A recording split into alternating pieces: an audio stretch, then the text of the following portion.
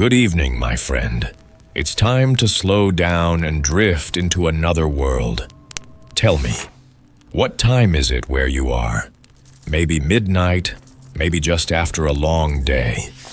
Let me know in the comments before you close your eyes. Tonight, we open the Gray Fairy Book, collected by Andrew Lang, a treasure of forgotten tales where courage meets magic and dreams walk beside us. So, find a quiet spot, breathe deeply, and let these old stories guide you into peaceful sleep. Now, close your eyes and let the fairy world begin. Donkey Skin. There was once upon a time a king who was so much beloved by his subjects that he thought himself the happiest monarch in the whole world, and he had everything his heart could desire. His palace was filled with the rarest of curiosities, and his gardens with the sweetest flowers, while in the marble stalls of his stables stood a row of milk-white Arabs with big brown eyes.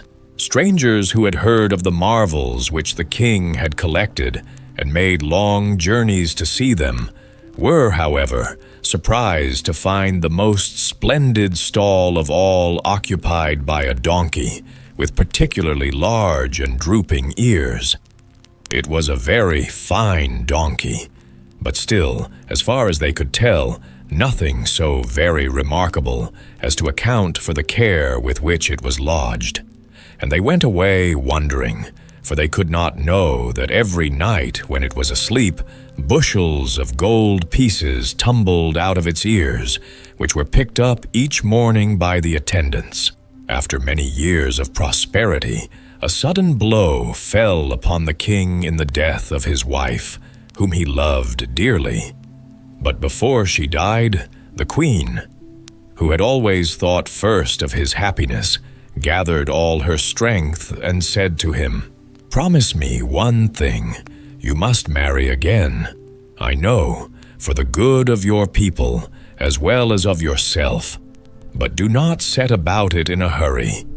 Wait until you have found a woman more beautiful and better formed than myself." "Oh, do not speak to me of marrying," sobbed the king. "Rather let me die with you." But the queen only smiled faintly and turned over on her pillow and died. For some months, the king's grief was great. Then gradually he began to forget a little. And besides, his counselors were always urging him to seek another wife. At first he refused to listen to them, but by and by he allowed himself to be persuaded to think of it, only stipulating that the bride should be more beautiful and attractive than the late queen, according to the promise he had made her. Overjoyed at having obtained what they wanted, the counselors sent envoys far and wide to get portraits of all the most famous beauties of every country. The artists were very busy and did their best, but, alas, nobody could even pretend that any of the ladies could compare for a moment with the late queen. At length, one day, when he had turned away discouraged from a fresh collection of pictures, the king's eyes fell on his adopted daughter, who had lived in the palace since she was a baby. And he saw that if a woman existed on the whole earth more lovely than the queen, this was she. He at once made known what his wishes were, but the young girl, who was not at all ambitious and had not the faintest desire to marry him, was filled with dismay and begged for time to think about it. That night, when everyone was asleep, she started in a little car drawn by a big sheep and went to consult her fairy godmother. "I know what you have come to tell me," said the fairy, when the maiden stepped out of the car. "And if you don't wish to marry him, I will show you how to avoid it. Ask him to give you a dress that exactly matches the sky. It will be impossible for him to get one, so you will be quite safe." The girl thanked the fairy and returned home again. The next morning, when her father, as she had always called him, came to see her, she told him that she could give him no answer until he had presented her with a dress the color of the sky. The king, overjoyed at this answer, sent for all the choicest weavers and dressmakers in the kingdom, and commanded them to make a robe the color of the sky without an instant's delay, or he would cut off their heads at once. Dreadfully frightened at this threat, they all began to dye and cut and sew, and in 2 days they brought back the dress, which looked as if it had been cut straight out of the heavens. The poor girl was thunderstruck and did not know what to do. So in the night she harnessed her sheep again and went in search of her godmother. "The king is cleverer than I thought," said the fairy, "but tell him you must have a dress of moonbeams." And the next day, when the king summoned her into his presence, the girl told him what she wanted. "Madam, I can refuse you nothing," said he, and he ordered the dress to be ready in 24 hours, or every man should be hanged. They set to work with all their might, and by dawn next day, the dress of moonbeams was laid across her bed. The girl, though she could not help admiring its beauty, began to cry, till the fairy, who heard her, came to her help. "Well, I could not have believed it of him," said she, "but ask for a dress of sunshine, and I shall be surprised indeed if he manages that." The goddaughter did not feel much faith in the fairy after her 2 previous failures, but not knowing what else to do, she told her father what she was bid. The king made no difficulties about it, and even gave his finest rubies and diamonds to ornament the dress, which was so dazzling when finished that it could not be looked at save through smoked glasses. When the princess saw it, she pretended that the sight hurt her eyes, and retired to her room, where she found the fairy awaiting her, very much ashamed of herself. "There is only one thing to be done now," cried she. "You must demand the skin of the ass he sets such store by. It is from that donkey he obtains all his vast riches, and I am sure he will never give it to you." The princess was not so certain. However, she went to the king and told him she could never marry him till he had given her the ass's skin. The king was both astonished and grieved at this new request, but did not hesitate an instant. The ass was sacrificed, and the skin laid at the feet of the princess. The poor girl, seeing no escape from the fate she dreaded, wept afresh and tore her hair, when suddenly the fairy stood before her. "Take heart," she said, "all will now go well. Wrap yourself in this skin and leave the palace and go as far as you can. I will look after you. Your dresses and your jewels shall follow you underground, and if you strike the earth whenever you need anything, you will have it at once. But go quickly. You have no time to lose." So the princess clothed herself in the ass's skin and slipped from the palace without being seen by anyone. Directly she was missed, there was a great hue and cry, and every corner, possible and impossible, was searched. Then the king sent out parties along all the roads, but the fairy threw her invisible mantle over the girl when they approached, and none of them could see her. The princess walked on a long, long way, trying to find someone who would take her in and let her work for them. But though the cottagers, whose houses she passed, gave her food from charity, the ass's skin was so dirty they would not allow her to enter their houses, for her flight had been so hurried she had had no time to clean it. Tired and disheartened at her ill fortune, She was wandering one day past the gate of a farmyard, situated just outside the walls of a large town, when she heard a voice calling to her. She turned and saw the farmer's wife standing among her turkeys and making signs to her to come in. "I want a girl to wash the dishes and feed the turkeys and clean out the pigsty," said the W-omen, "and to judge by your dirty clothes, you would not be too fine for the work." The girl accepted her offer with joy, and she was at once set to work in a corner of the kitchen, where all the farm servants came and made fun of her and the ass's skin in which she was wrapped. But by and by they got so used to the sight of it that it ceased to amuse them, and she worked so hard and so well that her mistress grew quite fond of her. And she was so clever at keeping sheep and herding turkeys that you would have thought she had done nothing else during her whole life.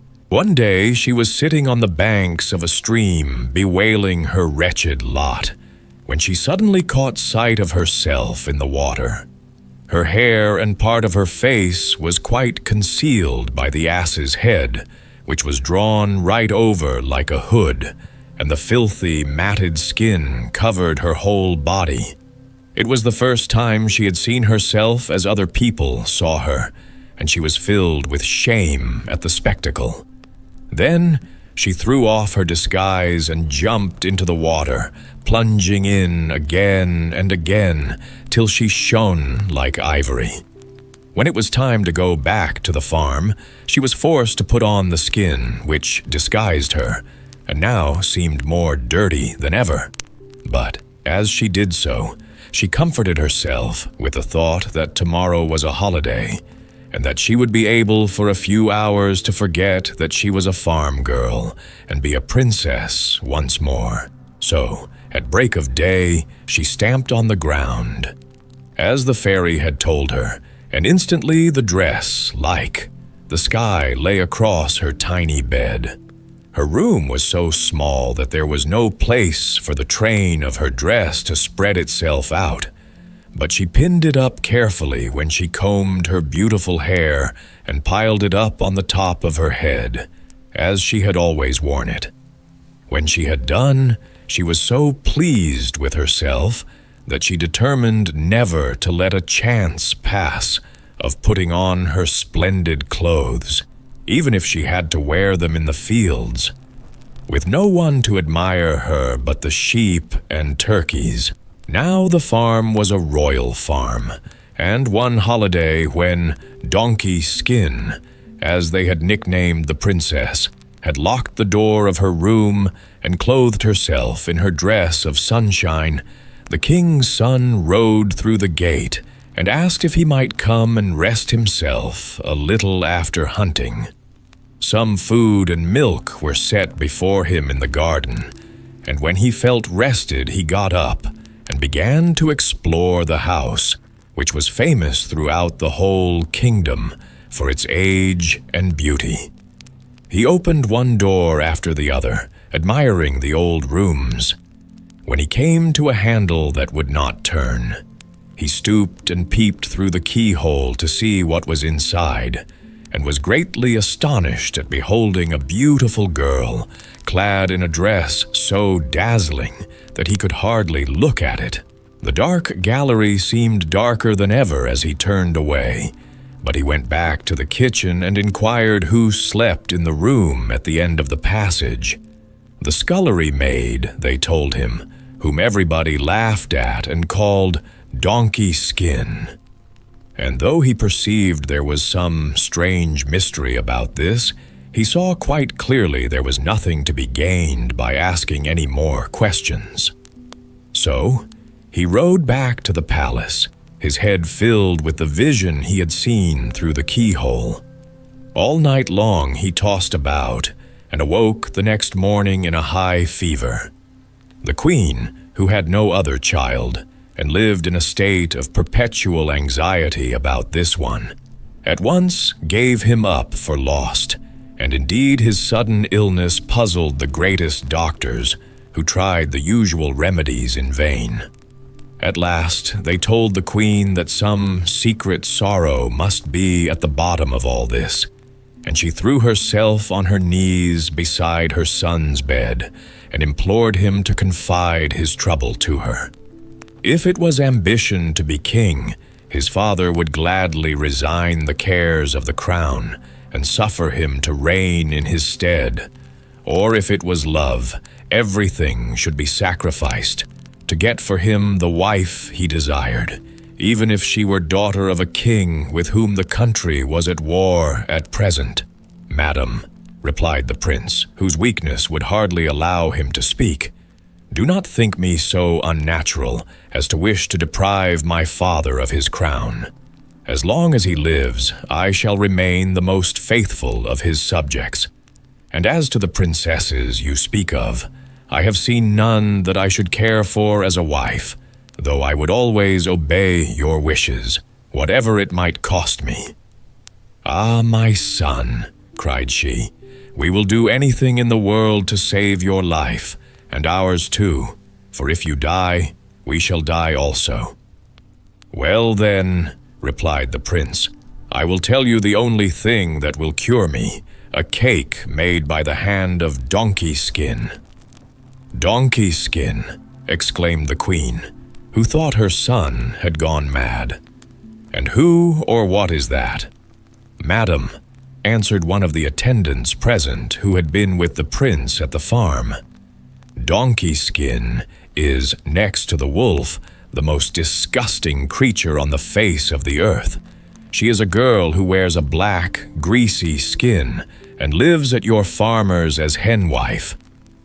"Never mind," said the queen. "My son seems to have eaten some of her pastry. It is the whim of a sick man, no doubt. But send at once and let her bake a cake." The attendant bowed and ordered a page to ride with the message. Now it is by no means certain that Donkey Skin had not caught a glimpse of the prince, either when his eyes looked through the keyhole or else from her little window, which was over the road. But whether she had actually seen him or only heard him spoken of, directly she received the queen's command. She flung off the dirty skin, washed herself from head to foot, and put on a skirt and bodice of shining silver. Then, locking herself into her room, she took the richest cream, the finest flour, and the freshest eggs on the farm and set about making her cake. As she was stirring the mixture in the saucepan, a ring that she sometimes wore in secret slipped from her finger and fell into the dough. Perhaps Donkey Skin saw it, or perhaps she did not, but anyway, she went on stirring, and soon the cake was ready to be put in the oven. When it was nice and brown, she took off her dress and put on her dirty skin, and gave the cake to the page, asking at the same time for news of the prince. But the page turned his head aside and would not even condescend to answer. The page rode like the wind, and as soon as he arrived at the palace, he snatched up a silver tray and hastened to present the cake to the prince. The sick man began to eat it so fast that the doctors thought he would choke. And indeed, he very nearly did, for the ring was in one of the bits which he broke off, though he managed to extract it from his mouth without anyone seeing him. The moment the prince was left alone, he drew the ring from under his pillow and kissed it 1,000 times. Then he set his mind to find how he was to see the owner, for even he did not dare to confess that he had only beheld Donkey Skin through a keyhole, lest they should laugh at this sudden passion. All this worry brought back the fever, which the arrival of the cake had diminished for the time, and the doctors, not knowing what else to say, informed the queen that her son was simply dying of love. The queen, stricken with horror, rushed into the king's presence with the news, and together they hastened to their son's bedside. "My boy, my dear boy," cried the king. "Who is it you want to marry? We will give her to you for a bride, even if she is the humblest of our slaves. What is there in the whole world that we would not do for you?" The prince, moved to tears at these words, drew the ring, which was an emerald of the purest water, from under his pillow. "Ah, dear father and mother, let this be a proof that she whom I love is no peasant girl. The finger which that ring fits has never been thickened by hard work. But be her condition what it may, I will marry no other." The king and queen examined the tiny ring very closely and agreed, with their son, that the wearer could be no mere farm girl. Then the king went out and ordered heralds and trumpeters to go through the town, summoning every maiden to the palace. And she whom the ring fitted would some day be queen. First came all the princesses, then all the duchesses' daughters, and so on, in proper order. But not one of them could slip the ring over the tip of her finger, to the great joy of the prince, whom excitement was fast curing. At last, when the high-born damsels had failed, the shop girls and chambermaids took their turn, but with no better fortune. "Call in the scullions and shepherdesses," commanded the prince. But the sight of their fat, red fingers satisfied everybody. "There is not a woman left, your highness," said the chamberlain, but the prince waved him aside. "Have you sent for Donkey Skin, who made me the cake?" asked he, and the courtiers began to laugh, and replied that they would not have dared to introduce so dirty a creature into the palace. "Let someone go for her at once," ordered the king. "I commanded the presence of every maiden, high or low, and I meant it." The princess had heard the trumpets and the proclamations, and knew quite well that her ring was at the bottom of it all. She, too, had fallen in love with the prince in the brief glimpse she had had of him, and trembled with fear lest someone else's finger might be as small as her own. When, therefore, the messenger from the palace rode up to the gate, she was nearly beside herself with delight. Hoping all the time for such a summons, she had dressed herself with great care, putting on the garment of moonlight, whose skirt was scattered over with emeralds. But when they began calling to her to come down, she hastily covered herself with her donkey skin, and announced she was ready to present herself before His Highness. She was taken straight into the hall, where the prince was awaiting her. But at the sight of the donkey skin, his heart sank. Had he been mistaken, after all? "Are you the girl?" he said, turning his eyes away as he spoke. "Are you the girl who has a room in the furthest corner of the inner court of the farmhouse?" "Yes, my lord, I am," answered she. "Hold out your hand, then," continued the prince, feeling that he must keep his word, whatever the cost. And to the astonishment of everyone present, a little hand, white and delicate, came from beneath the black and dirty skin. The ring slipped on with the utmost ease, and as it did so, the skin fell to the ground, disclosing a figure of such beauty that the prince, weak as he was, fell on his knees before her, while the king and queen joined their prayers to his. Indeed, their welcome was so warm, and their caresses so bewildering, that the princess hardly knew how to find words to reply, when the ceiling of the hall opened, and the fairy godmother appeared, seated in a car made entirely of white lilac. In a few words, she explained the history of the princess, and how she came to be there, and without losing a moment, preparations of the most magnificent kind were made for the wedding. The kings of every country in the earth were invited, including, of course, the princess's adopted father. who by this time had married a widow, and not one refused. But what a strange assembly it was!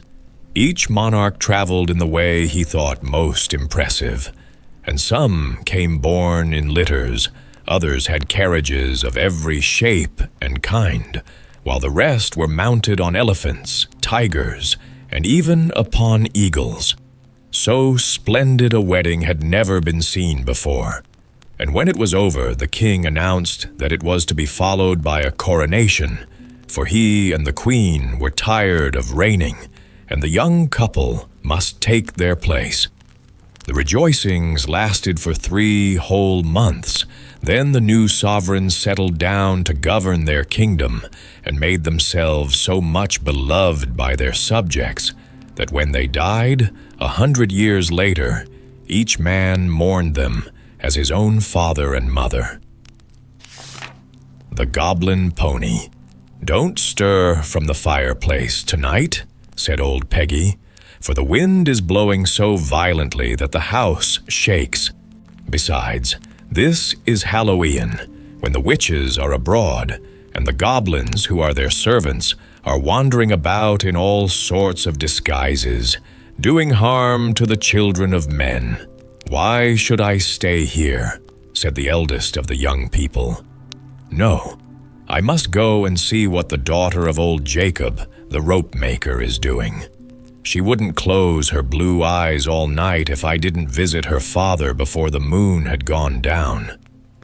"I must go and catch lobsters and crabs," said the second, "and not all the witches and goblins in the world shall hinder me." So they all determined to go on their business or pleasure, and scorned the wise advice of old Peggy.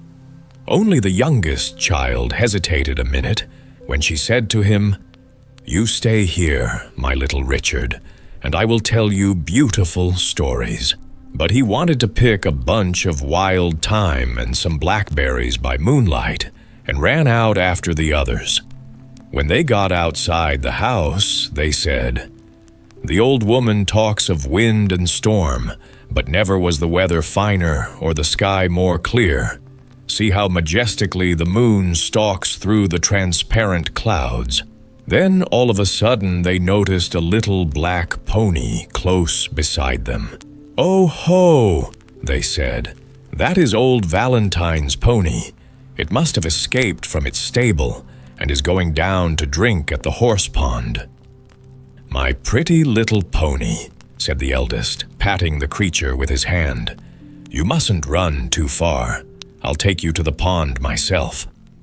With these words he jumped on the pony's back, and was quickly followed by his second brother, then by the third, and so on, till at last they were all astride the little beast, down to the small Richard, who didn't like to be left behind. On the way to the pond, they met several of their companions, and they invited them all to mount the pony, which they did, and the little creature did not seem to mind the extra weight, but trotted merrily along. The quicker it trotted, the more the young people enjoyed the fun. They dug their heels into the pony's sides and called out, "Gallop, little horse! You have never had such brave riders on your back before." In the meantime, the wind had risen again, and the waves began to howl. But the pony did not seem to mind the noise, and instead of going to the pond, cantered gaily towards the seashore. Richard began to regret his thyme and blackberries, and the eldest brother seized the pony by the mane and tried to make it turn round, for he remembered the blue eyes of Jacob, the rope-maker's daughter. But he tugged and pulled in vain, for the pony galloped straight on into the sea till the waves met its forefeet. As soon as it felt the water, it neighed lustily and capered about with glee, advancing quickly into the foaming billows. When the waves had covered the children's legs, they repented their careless behavior and cried out, "The cursed little black pony is bewitched. If we had only listened to old Peggy's advice, we shouldn't have been lost." The further the pony advanced, the higher rose the sea. At last, the waves covered the children's heads, and they were all drowned. Towards morning, old Peggy went out, for she was anxious about the fate of her grandchildren. She sought them high and low, but could not find them anywhere. She asked all the neighbors if they had seen the children, but no one knew anything about them, except that the eldest had not been with the blue-eyed daughter of Jacob the rope-maker. As she was going home, bowed with grief, she saw a little black pony coming towards her, springing and curveting in every direction. When it got quite near her, it neighed loudly and galloped past her so quickly that in a moment it was out of her sight. An Impossible Enchantment. There once lived a king who was much loved by his people, and he too loved them warmly. He led a very happy life, but he had the greatest dislike to the idea of marrying, nor had he ever felt the slightest wish to fall in love. His subjects begged him to marry, and at last he promised to try to do so. But as, so far, he had never cared for any woman he had seen, he made up his mind to travel in hopes of meeting some lady he could love. So he arranged all the affairs of state in an orderly manner and set out, attended by only one equerry, who, though not very clever, had most excellent good sense. These people indeed generally make the best fellow travelers. The king explored several countries, doing all he could to fall in love, but in vain.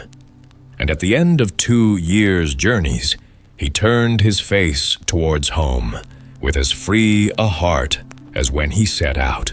As he was riding along through a forest, he suddenly heard the most awful meowing and shrieking of cats you can imagine.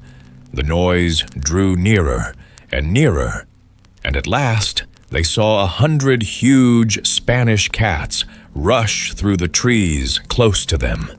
They were so closely packed together that you could easily have covered them with a large cloak, and all were following the same track.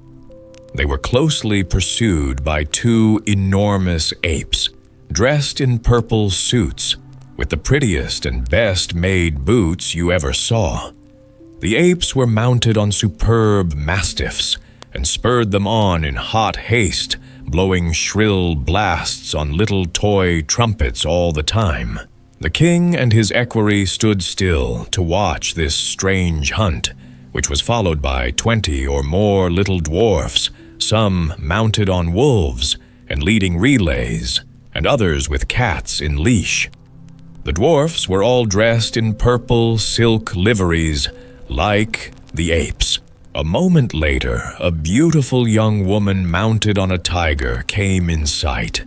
She passed close to the king, riding at full speed, without taking any notice of him. But he was at once enchanted by her, and his heart was gone in a moment. To his great joy, he saw that one of the dwarves had fallen behind the rest, and at once began to question him. The dwarf told him that the lady he had just seen was the Princess Mutinosa, the daughter of the king in whose country they were at that moment. He added that the princess was very fond of hunting, and that she was now in pursuit of rabbits. The king then asked the way to the court, and having been told it, hurried off, and reached the capital in a couple of hours. As soon as he arrived, he presented himself to the king and queen, and on mentioning his own name and that of his country, was received with open arms. Not long after, the princess returned, and hearing that the hunt had been very successful, the king complimented her on it. But she would not answer a word. Her silence rather surprised him, but he was still more astonished when he found that she never spoke once all through supper time. Sometimes she seemed about to speak, but whenever this was the case, her father or mother at once took up the conversation. However, This silence did not cool the king's affection, and when he retired to his rooms at night, he confided his feelings to his faithful equerry. But the equerry was by no means delighted at his king's love affair, and took no pains to hide his disappointment. "But why are you vexed?" asked the king. "Surely the princess is beautiful enough to please anyone." "She is certainly very handsome," replied the equerry. "But to be really happy in love, something more than beauty is required. To tell the truth, sire," he added, "her expression seems to me hard." "That is pride and dignity," said the king, "and nothing can be more becoming." "Pride or hardness as you will," said the equerry, "but to my mind, the choice of so many fierce creatures for her amusements seems to tell of a fierce nature, and I also think there is something suspicious in the care taken to prevent her speaking." The equerry's remarks were full of good sense, but as opposition is only apt to increase love in the hearts of men, and especially of kings who hate being contradicted, this king begged the very next day for the hand of the Princess Mutinosa. It was granted him on 2 conditions. The first was that the wedding should take place the very next day, and the second that he should not speak to the princess till she was his wife, to all of which the king agreed, in spite of his equerry's objections, so that the first word he heard his bride utter was the "yes" she spoke at their marriage. Once married, however, she no longer placed any check on herself, and her ladies-in-waiting came in for plenty of rude speeches. Even the king did not escape scolding, but as he was a good-tempered man and very much in love, he bore it patiently. A few days after the wedding, the newly married pair set out for their kingdom without leaving many regrets behind. The good equerry's fears proved only too true, as the king found out to his cost. The young queen made herself most disagreeable to all her court. Her spite and bad temper knew no bounds, and before the end of a month she was known far and wide as a regular vixen. One day, when riding out, she met a poor old woman walking along the road, who made a curtsy and was going on, when the queen had her stopped and cried, "You are a very impertinent person. Don't you know that I am the queen? And how dare you not make me a deeper curtsy?" "Madam," said the old woman, "I have never learnt how to measure curtsies, but I had no wish to fail in proper respect." "What?" screamed the queen. "She dares to answer. Tie her to my horse's tail, and I'll just carry her at once to the best dancing master in the town to learn how to curtsy." The old woman shrieked for mercy, but the queen would not listen, and only mocked when she said she was protected by the fairies. At last, the poor old thing submitted to be tied up, but when the queen urged her horse on, he never stirred. In vain she spurred him. He seemed turned to bronze. At the same moment, the cord with which the old woman was tied changed into wreaths of flowers, and she herself into a tall and stately lady. Looking disdainfully at the queen, she said, "Bad woman, unworthy of your crown, I wish to judge for myself whether all I heard of you was true. I have now no doubt of it, and you shall see whether the fairies are to be laughed at." So saying, the fairy Placida, that was her name, blew a little gold whistle, and a chariot appeared drawn by 6 splendid ostriches. In it was seated the fairy queen, escorted by a dozen other fairies mounted on dragons. All having dismounted, Placida told her adventures, and the fairy queen approved all she had done, and proposed turning Mutinosa into bronze like her horse. Placida, however, who was very kind and gentle, begged for a milder sentence. and at last it was settled that Mutinosa should become her slave for life, unless she should have a child to take her place. The king was told of his wife's fate and submitted to it, which, as he could do nothing to help it, was the only course open to him. The fairies then all dispersed, Placida taking her slave with her, and on reaching her palace she said, "You ought by rights to be scullion, but as you have been delicately brought up, the change might be too great for you. I shall therefore only order you to sweep my rooms carefully, and to wash and comb my little dog." Mutinosa felt there was no use in disobeying, so she did as she was bid and said nothing. After some time, she gave birth to a most lovely little girl, and when she was well again, the fairy gave her a good lecture on her past life, made her promise to behave better in future, and sent her back to the king, her husband. Placida now gave herself up entirely to the little princess who was left in her charge. She anxiously thought over which of the fairies she would invite to be godmothers, so as to secure the best gift for her adopted child. At last, she decided on 2 very kindly and cheerful fairies, and asked them to the christening feast. Directly it was over, the baby was brought to them in a lovely crystal cradle, hung with red silk curtains, embroidered with gold. The little thing smiled so sweetly at the fairies that they decided to do all they could for her.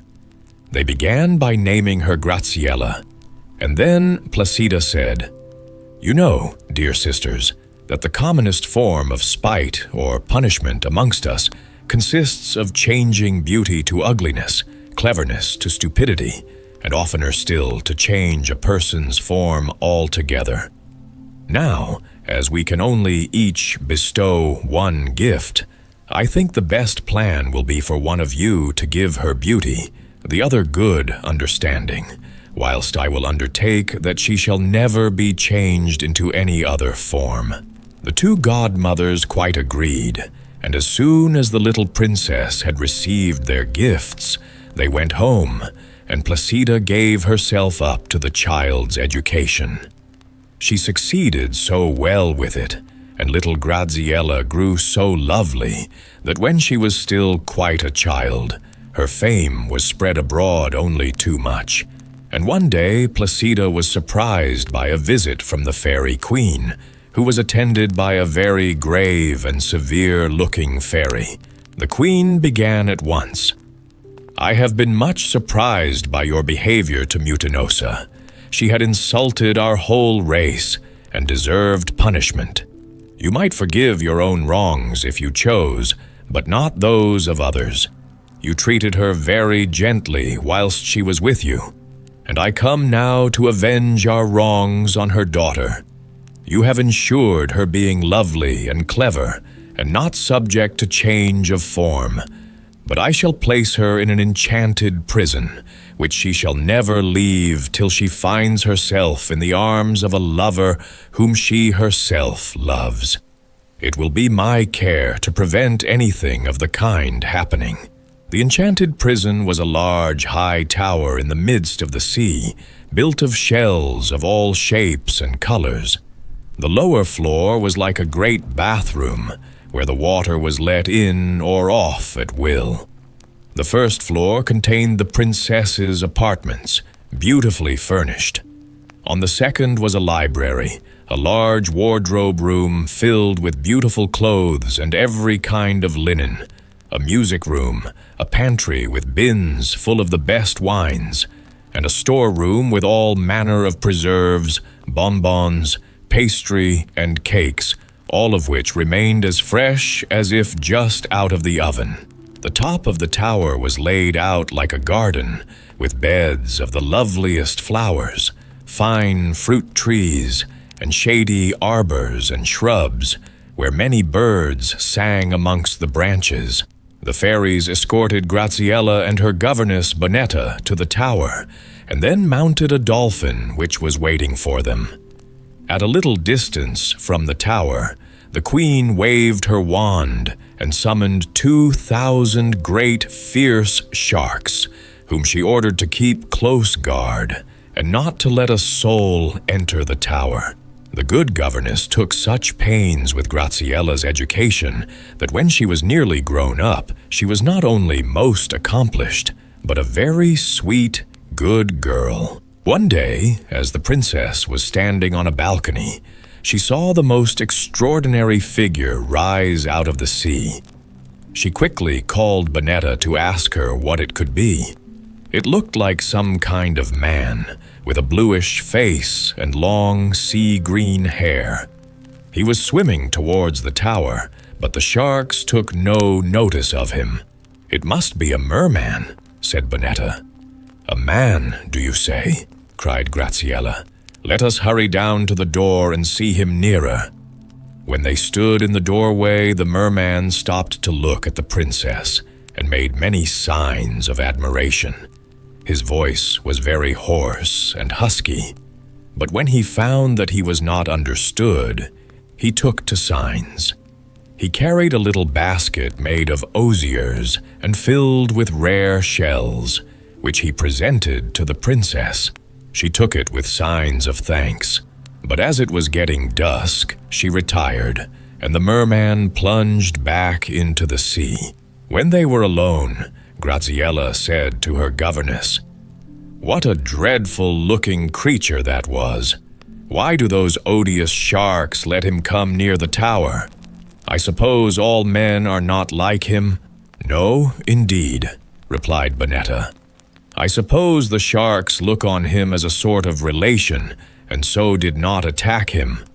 A few days later, the two ladies heard a strange sort of music, and looking out of the window, there was the merman, his head crowned with water plants, and blowing a great seashell with all his might.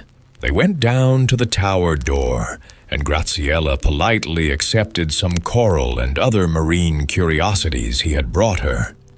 After this, he used to come every evening and blow his shell or dive and play antics under the princess's window. She contented herself with bowing to him from the balcony, but she would not go down to the door in spite of all his signs. Some days later he came with a person of his own kind, but of another sex.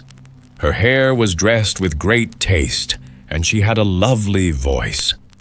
This new arrival induced the ladies to go down to the door. They were surprised to find that after trying various languages, she at last spoke to them in their own, and paid Graziella a very pretty compliment on her beauty. The mermaid noticed that the lower floor was full of water. "Why," cried she, "that is just the place for us, for we can't live quite out of water." So saying, she and her brother swam in and took up a position in the bathroom, the princess and her governess seating themselves on the steps which ran round the room. "No doubt, madam," said the mermaid, "you have given up living on land so as to escape from crowds of lovers. But I fear that even here you cannot avoid them, for my brother is already dying of love for you, and I am sure that once you are seen in our city, he will have many rivals."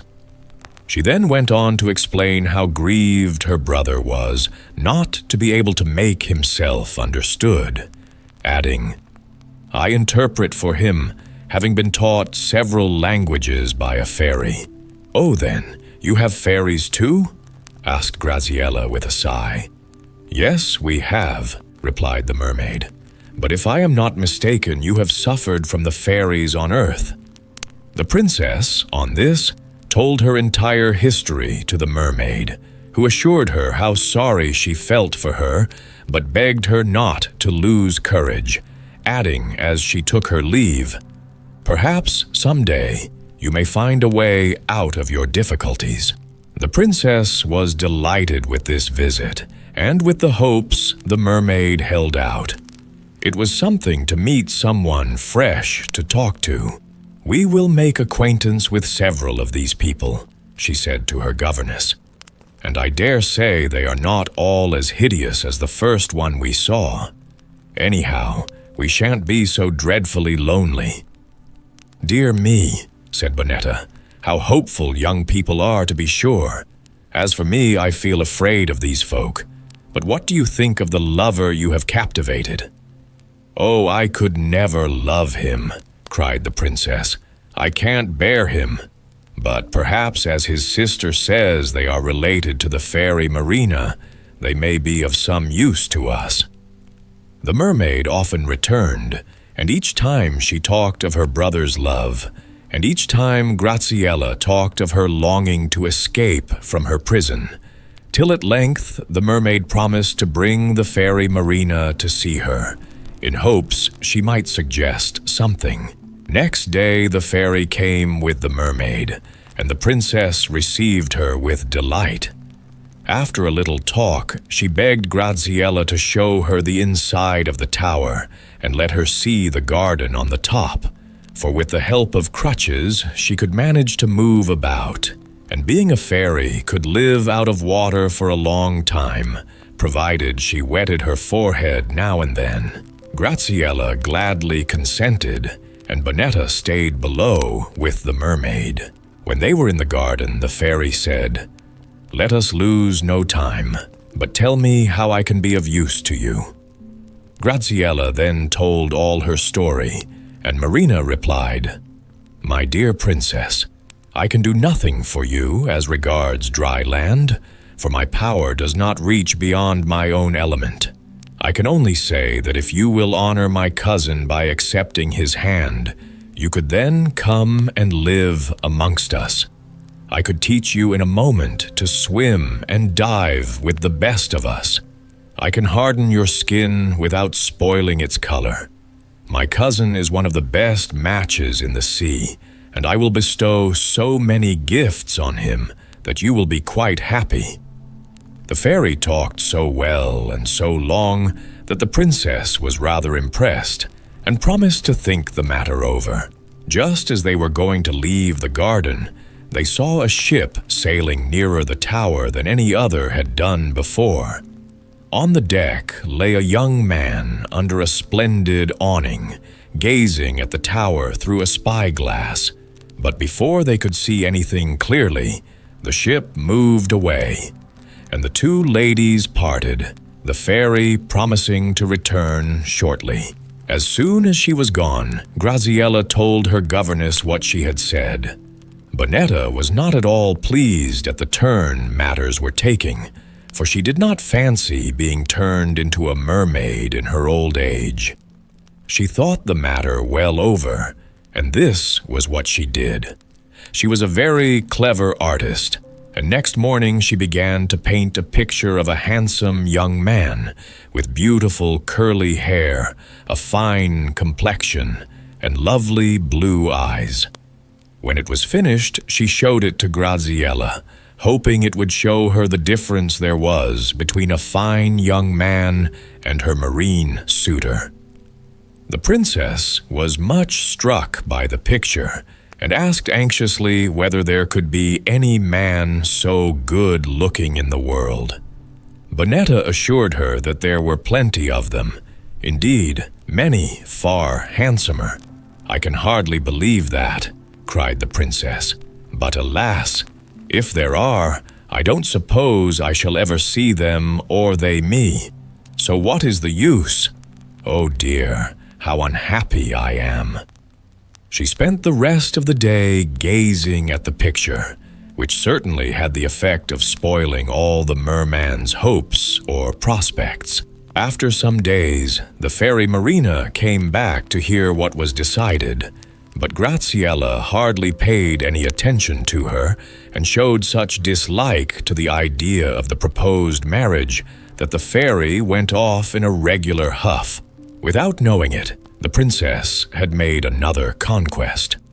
On board the ship which had sailed so near was the handsomest prince in the world. He had heard of the enchanted tower and determined to get as near it as he could. He had strong glasses on board, and whilst looking through them, he saw the princess quite clearly and fell desperately in love with her at once. He wanted to steer straight for the tower and to row off to it in a small boat, but his entire crew fell at his feet and begged him not to run such a risk. The captain, too, urged him not to attempt it. "You will only lead us all to certain death," he said. "Pray anchor nearer land, and I will then seek a kind fairy I know, who has always been most obliging to me, and who will, I am sure, try to help your highness." The prince rather unwillingly listened to reason. He landed at the nearest point and sent off the captain in all haste to beg the fairy's advice and help. Meantime, he had a tent pitched on the shore and spent all his time gazing at the tower and looking for the princess through his spyglass. After a few days, the captain came back, bringing the fairy with him. The prince was delighted to see her and paid her great attention. "I have heard about this matter," she said, "and to lose no time, I am going to send off a trusty pigeon to test the enchantment. If there is any weak spot, he is sure to find it out and get in. I shall bid him bring a flower back as a sign of success, and if he does so, I quite hope to get you in too." "But," asked the prince, "could I not send a line by the pigeon to tell the princess of my love?" "Certainly," replied the fairy. "It would be a very good plan." So the prince wrote as follows: "Lovely princess, I adore you and beg you to accept my heart and to believe there is nothing I will not do to end your misfortunes. Blondel." This note was tied round the pigeon's neck, and he flew off with it at once. He flew fast till he got near the tower, when a fierce wind blew so hard against him that he could not get on. But he was not to be beaten, but flew carefully round the top of the tower till he came to one spot, which, by some mistake, had not been enchanted like the rest. He quickly slipped into the arbor and waited for the princess. Before long, Graziella appeared alone, and the pigeon at once fluttered to meet her, and seemed so tame that she stopped to caress the pretty creature. As she did so, she saw it had a pink ribbon round its neck, and tied to the ribbon was a letter. She read it over several times, and then wrote this answer: "You say you love me, but I cannot promise to love you without seeing you. Send me your portrait by this faithful messenger. If I return it to you, you must give up hope. But if I keep it, you will know that to help me will be to help yourself. Graziella." Before flying back, the pigeon remembered about the flower. So, seeing one in the princess's dress, he stole it and flew away. The prince was wild with joy at the pigeon's return with the note. After an hour's rest, the trusty little bird was sent back again, carrying a miniature of the prince, which, by good luck, he had with him. On reaching the tower, the pigeon found the princess in the garden. She hastened to untie the ribbon, and on opening the miniature case, what was her surprise and delight to find it very like the picture her governess had painted for her. She hastened to send the pigeon back, and you can fancy the prince's joy when he found she had kept his portrait. "Now," said the fairy, "let us lose no more time. I can only make you happy by changing you into a bird, but I will take care to give you back your proper shape at the right time." The prince was eager to start, so the fairy, touching him with her wand, turned him into the loveliest hummingbird you ever saw, at the same time letting him keep the power of speech. The pigeon was told to show him the way. Graziella was much surprised to see a perfectly strange bird, and still more so when it flew to her saying, "Good morning, sweet princess." She was delighted with the pretty creature, and let him perch on her finger. when he said, "Kiss, kiss, little birdie," which she gladly did, petting and stroking him at the same time. After a time, the princess, who had been up very early, grew tired, and as the sun was hot, she went to lie down on a mossy bank in the shade of the arbor. She held the pretty bird near her breast and was just falling asleep when the fairy contrived to restore the prince to his own shape, so that as Graziella opened her eyes, she found herself in the arms of a lover whom she loved in return. At the same moment, her enchantment came to an end. The tower began to rock and to split. Bonetta hurried up to the top so that she might at least perish with her dear princess. Just as she reached the garden, the kind fairy who had helped the prince arrived with the fairy Placida, in a car of Venetian glass drawn by 6 eagles. "Come away quickly," they cried. "The tower is about to sink." The prince, princess, and Bonetta lost no time in stepping into the car, which rose in the air just as, with a terrible crash, the tower sank into the depths of the sea, for the fairy Marina and the mermen had destroyed its foundations to avenge themselves on Graziella. Luckily, their wicked plans were defeated, and the good fairies took their way to the kingdom of Graziella's parents. They found that Queen Mutinosa had died some years ago, but her kind husband lived on peaceably, ruling his country well and happily. He received his daughter with great delight, and there were universal rejoicings at the return of the lovely princess.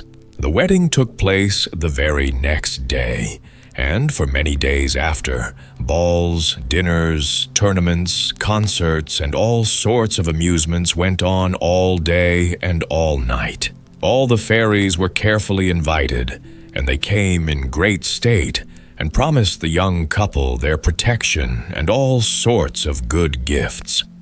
Prince Blondel and Princess Graziella lived to a good old age, beloved by everyone, and loving each other more and more as time went on. The story of Dschemil and Dschemila. There was once a man whose name was Dschemil, and he had a cousin who was called Dschemila.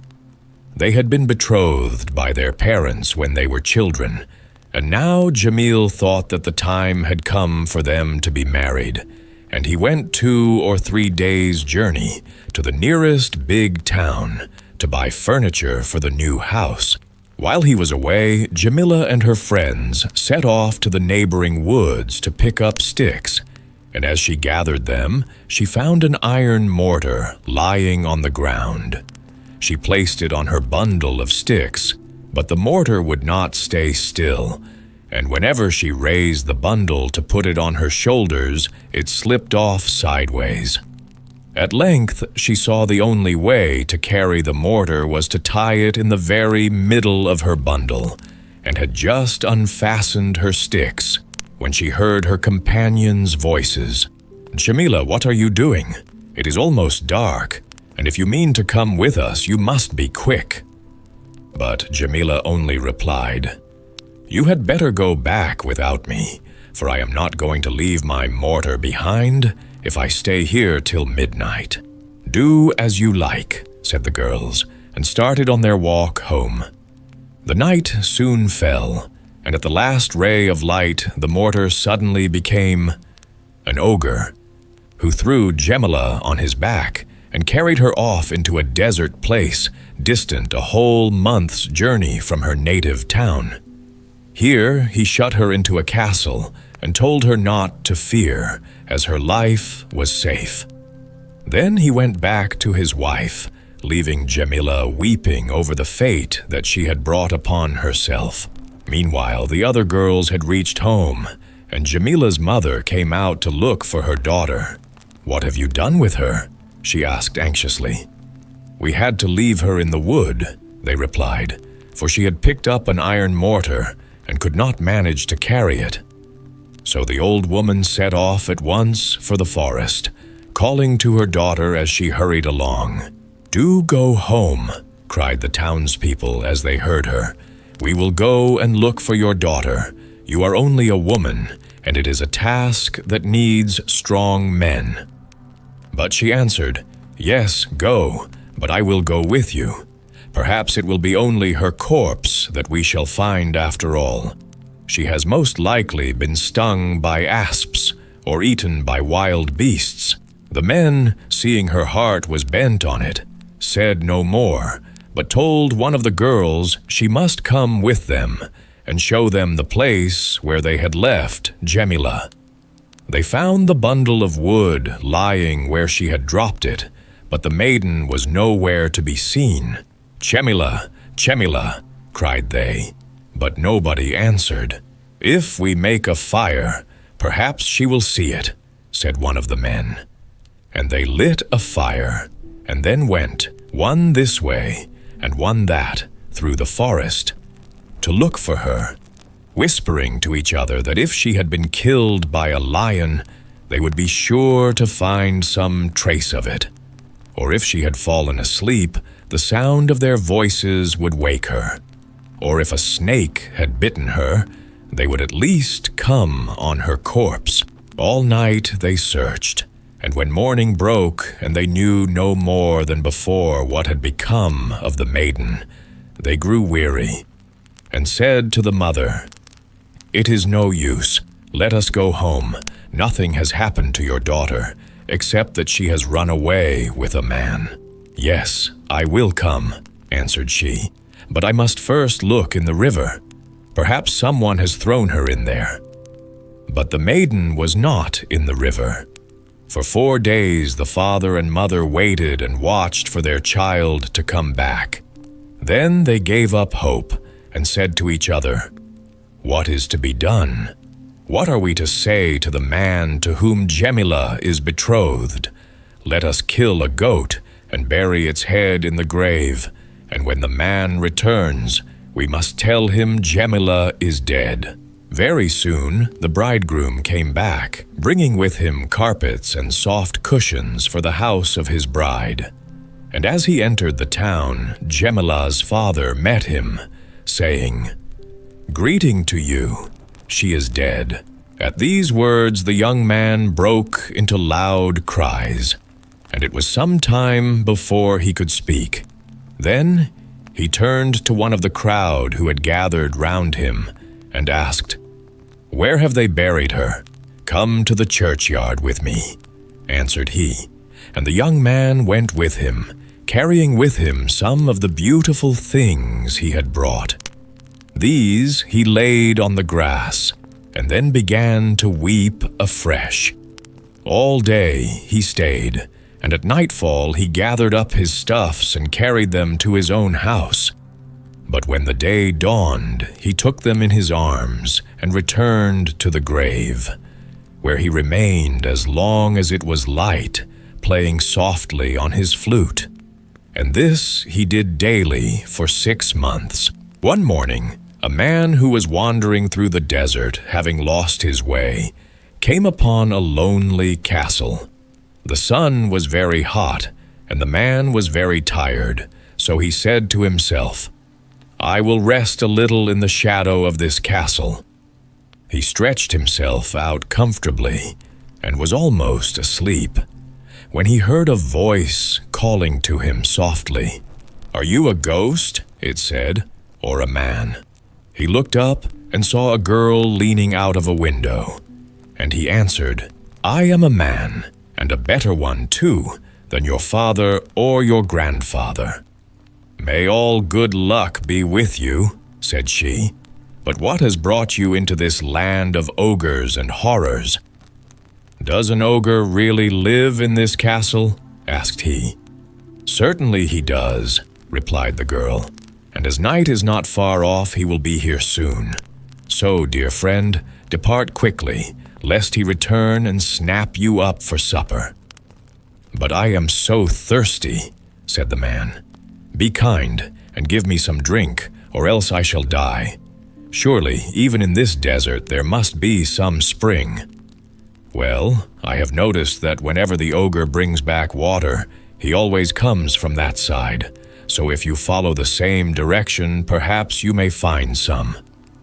The man jumped up at once and was about to start when the maiden spoke again. "Tell me, where are you going? Why do you want to know?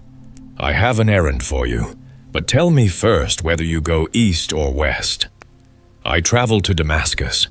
"Then do this for me. As you pass through our village, ask for a man called Dschemil, and say to him, 'Dschemila greets you from the castle which lies far away and is rocked by the wind. In my grave lies only a goat, so take heart.'" And the man promised, and went his way, till he came to a spring of water. And he drank a great draught, and then lay on the bank and slept quietly. When he woke, he said to himself, "The maiden did a good deed when she told me where to find water. A few hours more, and I should have been dead. So I will do her bidding, and seek out her native town and the man for whom the message was given." For a whole month he traveled, till at last he reached the town where Dschemil dwelt.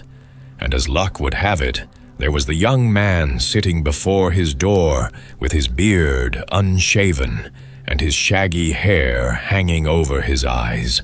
"Welcome, stranger," said Dschemil as the man stopped. "Where have you come from?" "I come from the west and go towards the east," he answered. "Well, stop with us a while and rest and eat," said Dschemil. And the man entered, and food was set before him, and he sat down with the father of the maiden and her brothers, and Dschemil.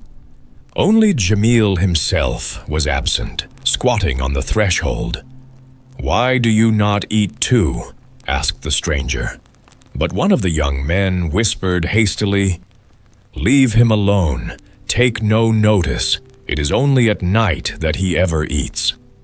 So the stranger went on silently with his food. Suddenly, one of Dschemil's brothers called out and said, "Dschemil, bring us some water." And the stranger remembered his message and said, "Is there a man here named Dschemil? I lost my way in the desert and came to a castle, and a maiden looked out of the window and—" "Be quiet," they cried, fearing that Dschemil might hear. But Dschemil had heard, and came forward and said, "What did you see? Tell me truly, or I will cut off your head this instant." "My lord," replied the stranger, "as I was wandering, hot and tired, through the desert, I saw near me a great castle, and I said aloud, 'I will rest a little in its shadow.' And a maiden looked out of a window and said, 'Are you a ghost or a man?' And I answered, 'I am a man, and a better one, too, than your father or your grandfather.' And I was thirsty and asked for water, but she had none to give me, and I felt like to die. Then she told me that the ogre, in whose castle she dwelt, brought in water always from the same side, and that if I too went that way, most likely I should come to it. But before I started, she begged me to go to her native town, and if I met a man called Dschemil, I was to say to him, 'Dschemila greets you from the castle which lies far away and is rocked by the wind. In my grave lies only a goat, so take heart.'" Then Dschemil turned to his family and said, "Is this true? And is Dschemila not dead at all, but simply stolen from her home?" "No, no," replied they. "His story is a pack of lies. Dschemila is really dead. Everybody knows it." "That I shall see for myself," said Dschemil, and snatching up a spade, hastened off to the grave where the goat's head lay buried. And they answered, "Then hear what really happened. When you were away, she went with the other maidens to the forest to gather wood, and there she found an iron mortar, which she wished to bring home, but she could not carry it, neither would she leave it. So the maidens returned without her, and as night was come, we all set out to look for her, but found nothing. And we said, "The bridegroom will be here tomorrow, and when he learns that she is lost, he will set out to seek her, and we shall lose him too. Let us kill a goat and bury it in her grave, and tell him she is dead. Now you know, so do as you will. Only if you go to seek her, take with you this man with whom she has spoken, that he may show you the way." "Yes, that is the best plan," replied Dschemil. "So give me food and hand me my sword, and we will set out directly." But the stranger answered, "I am not going to waste a whole month in leading you to the castle. If it were only a day or two's journey, I would not mind, but a month? No. Come with me then for 3 days," said Dschemil, "and put me in the right road, and I will reward you richly." "Very well," replied the stranger, "so let it be." For 3 days they traveled from sunrise to sunset. Then the stranger said, "Dschemil?" "Yes," replied he. "Go straight on till you reach a spring, then go on a little farther, and soon you will see the castle standing before you." "So I will," said Dschemil. "Farewell then," said the stranger, and turned back the way he had come. It was 26 days before Dschemil caught sight of a green spot rising out of the sandy desert, and knew that the spring was near at last. He hastened his steps, and soon was kneeling by its side, drinking thirstily of the bubbling water. Then he lay down on the cool grass and began to think. If the man was right, the castle must be somewhere about. I had better sleep here tonight, and tomorrow I shall be able to see where it is. So he slept long and peacefully. When he awoke, the sun was high, and he jumped up and washed his face and hands in the spring before going on his journey. He had not walked far when the castle suddenly appeared before him, though a moment before not a trace of it could be seen. "How am I to get in?" he thought. "I dare not knock, lest the ogre should hear me. Perhaps it would be best for me to climb up the wall and wait to see what will happen." So he did, and after sitting on the top for about an hour, a window above him opened, and a voice said, "Dschemil." He looked up, and at the sight of Dschemila, whom he had so long believed to be dead, he began to weep. "Dear cousin," she whispered, "what has brought you here?" "My grief at losing you." "Oh, go away at once. If the ogre comes back, he will kill you." "Oh, what can I do for you?" "Anything you like. If I let you down a cord, can you make it fast under your arms and climb up?" "Of course I can," said he. So Dschemila lowered the cord, and Dschemil tied it round him and climbed up to her window. Then they embraced each other tenderly and burst into tears of joy. "But what shall I do when the ogre returns?" asked she. "Trust to me," he said.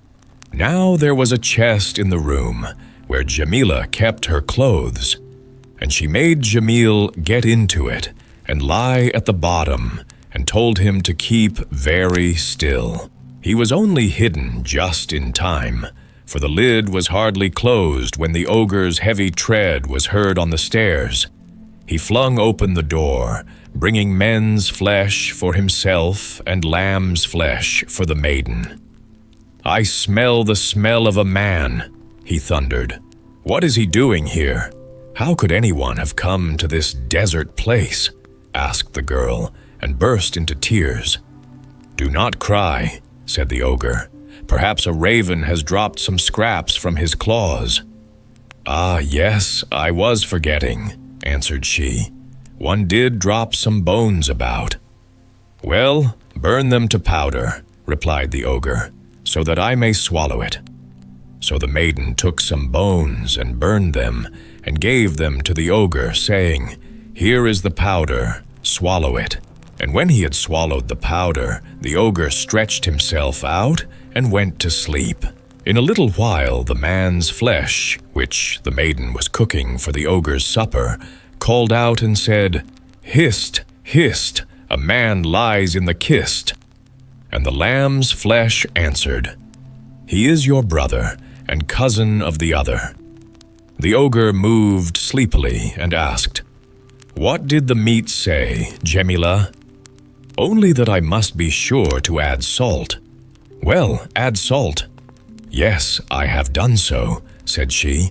The ogre was soon sound asleep again, when the man's flesh called out a second time, "Hist, hist, a man lies in the kist." And the lamb's flesh answered, "He is your brother and cousin of the other." "What did it say, Dschemila?" asked the ogre. "Only that I must add pepper." "Well, add pepper." "Yes, I have done so," said she. The ogre had had a long day's hunting and could not keep himself awake. In a moment his eyes were tight shut, and then the man's flesh called out for the third time, "Hist, hist, a man lies in the kist." And the lamb's flesh answered, "He is your brother and cousin of the other." "What did it say, Dschemila?" asked the ogre. "Only that it was ready, and that I had better take it off the fire." "Then, if it is ready, bring it to me, and I will eat it." So she brought it to him, and while he was eating, she supped off the lamb's flesh herself, and managed to put some aside for her cousin.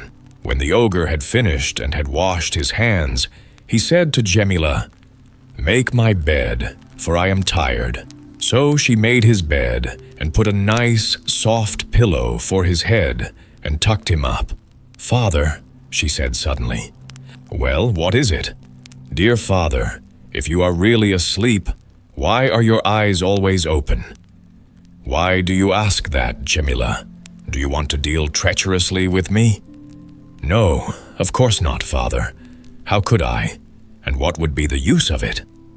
"Well, why do you want to know?"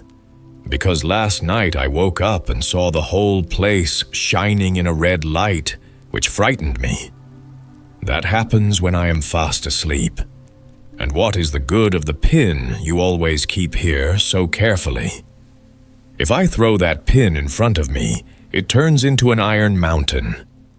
And this darning needle, that becomes a sea. And this hatchet, that becomes a thorn hedge, which no one can pass through.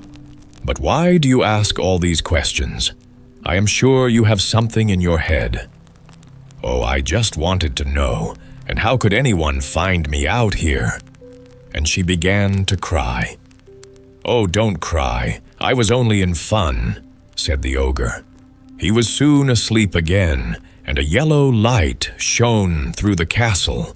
"Come quick," called Dschemil from the chest. "We must fly now while the ogre is asleep." "Not yet," she said. "There is a yellow light shining. I don't think he is asleep." So they waited for an hour. Then Dschemil whispered again, "Wake up, there is no time to lose." "Let me see if he is asleep," said she, and she peeped in and saw a red light shining. Then she stole back to her cousin and asked, "But how are we to get out?"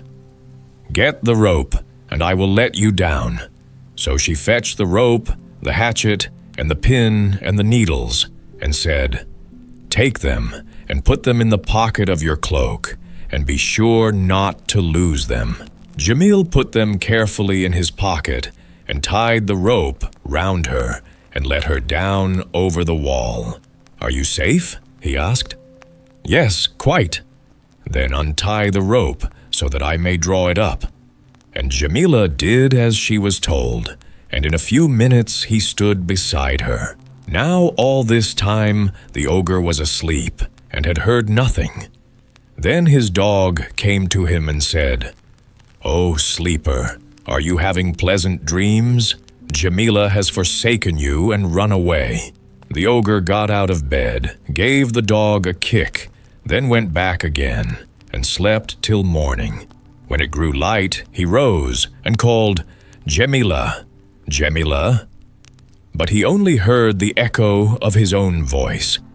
Then he dressed himself quickly, buckled on his sword and whistled to his dog, and followed the road which he knew the fugitives must have taken. "Cousin," said Dschemila suddenly, and turning round as she spoke. "What is it?" answered he. "The ogre is coming after us. I saw him." "But where is he? I don't see him." "Over there. He only looks about as tall as a needle." Then they both began to run as fast as they could, while the ogre and his dog kept drawing always nearer. A few more steps, and he would have been by their side when Dschemila threw the darning needle behind her. In a moment, it became an iron mountain between them and their enemy. "We will break it down, my dog and I," cried the ogre in a rage, and they dashed at the mountain till they had forced a path through and came ever nearer and nearer. "Cousin," said Dschemila suddenly, "what is it?" "The ogre is coming after us with his dog." "You go on in front then," answered he, and they both ran on as fast as they could, while the ogre and the dog drew always nearer and nearer. "They are close upon us," cried the maiden, glancing behind. "You must throw the pin." So Dschemil took the pin from his cloak and threw it behind him, and a dense thicket of thorns sprang up round them, which the ogre and his dog could not pass through. "I will get through it somehow if I burrow underground," cried he, and very soon he and the dog were on the other side. "Cousin," said Dschemila, "they are close to us now." "Go on in front and fear nothing," replied Dschemil. So she ran on a little way and then stopped. "He is only a few yards away now," she said, and Dschemil flung the hatchet on the ground, and it turned into a lake. "I will drink, and my dog shall drink, till it is dry," shrieked the ogre, and the dog drank so much that it burst and died. But the ogre did not stop for that, and soon the whole lake was nearly dry. Then he exclaimed, "Dschemila, let your head become a donkey's head, and your hair fur." But when it was done, Dschemil looked at her in horror and said, "She is really a donkey, and not a woman at all." And he left her and went home. For 2 days, poor Dschemila wandered about alone, weeping bitterly. When her cousin drew near his native town, he began to think over his conduct and to feel ashamed of himself. "Perhaps by this time she has changed back to her proper shape," he said to himself. "I will go and see." So he made all the haste he could, and at last he saw her seated on a rock, trying to keep off the wolves, who longed to have her for dinner. He drove them off and said, "Get up, dear cousin. You have had a narrow escape." Dschemila stood up and answered, "Bravo, my friend. You persuaded me to fly with you, and then left me helplessly to my fate." "Shall I tell you the truth?" asked he. "Tell it. I thought you were a witch, and I was afraid of you. Did you not see me before my transformation? And did you not watch it happen under your very eyes when the ogre bewitched me?" "What shall I do?" said Dschemil. "If I take you into the town, everyone will laugh and say, 'Is that a new kind of toy you have got? It has hands like a woman, feet like a woman, the body of a woman. But its head is the head of an ass, and its hair is fur.' Well, what do you mean to do with me?" asked Dschemila. "Better take me home to my mother by night, and tell no one anything about it." "So I will," said he. They waited where they were till it was nearly dark. Then Dschemil brought his cousin home. "Is that Dschemil?" asked the mother when he knocked softly. "Yes, it is." "And have you found her?" "Yes, and I have brought her to you." "Oh, where is she? Let me see her," cried the mother. "Here, behind me," answered Dschemil. But when the poor woman caught sight of her daughter, she shrieked and exclaimed, "Are you making fun of me? When did I ever give birth to an ass?" "Hush," said Dschemil. "It is not necessary to let the whole world know. And if you look at her body, you will see 2 scars on it." "Mother," sobbed Dschemila, "do you really not know your own daughter?" "Yes, of course I know her." "What are her 2 scars, then?" "On her thigh is a scar from the bite of a dog, and on her breast is the mark of a burn, where she pulled a lamp over her when she was little." "Then look at me, and see if I am not your daughter," said Dschemila, throwing off her clothes and showing her 2 scars. And at the sight, her mother embraced her, weeping. "Dear daughter," she cried, "what evil fate has befallen you?" "It was the ogre who carried me off first, and then bewitched me," answered Dschemila. "But what is to be done with you?" asked her mother. "Hide me away, and tell no one anything about me. And you, dear cousin, say nothing to the neighbors, and if they should put questions, you can make answer that I have not yet been found." "So I will," replied he. Then he and her mother took her upstairs and hid her in a cupboard, where she stayed for a whole month, only going out to walk when all the world was asleep. Meanwhile, Dschemil had returned to his own home, where his father and mother, his brothers and neighbors, greeted him joyfully. "When did you come back?" said they, "and have you found Dschemila?" "No, I searched the whole world after her, and could hear nothing of her." "Did you part company with the man who started with you?" "Yes, after 3 days he got so weak and useless he could not go on. It must be a month by now since he reached home again. I went on and visited every castle and looked in every house, but there were no signs of her, and so I gave it up." And they answered him, "We told you before that it was no good. An ogre or an ogress must have snapped her up, and how can you expect to find her? I loved her too much to be still," he said. But his friends did not understand, and soon they spoke to him again about it. "We will seek for a wife for you. There are plenty of girls prettier than Dschemila." "I dare say, but I don't want them."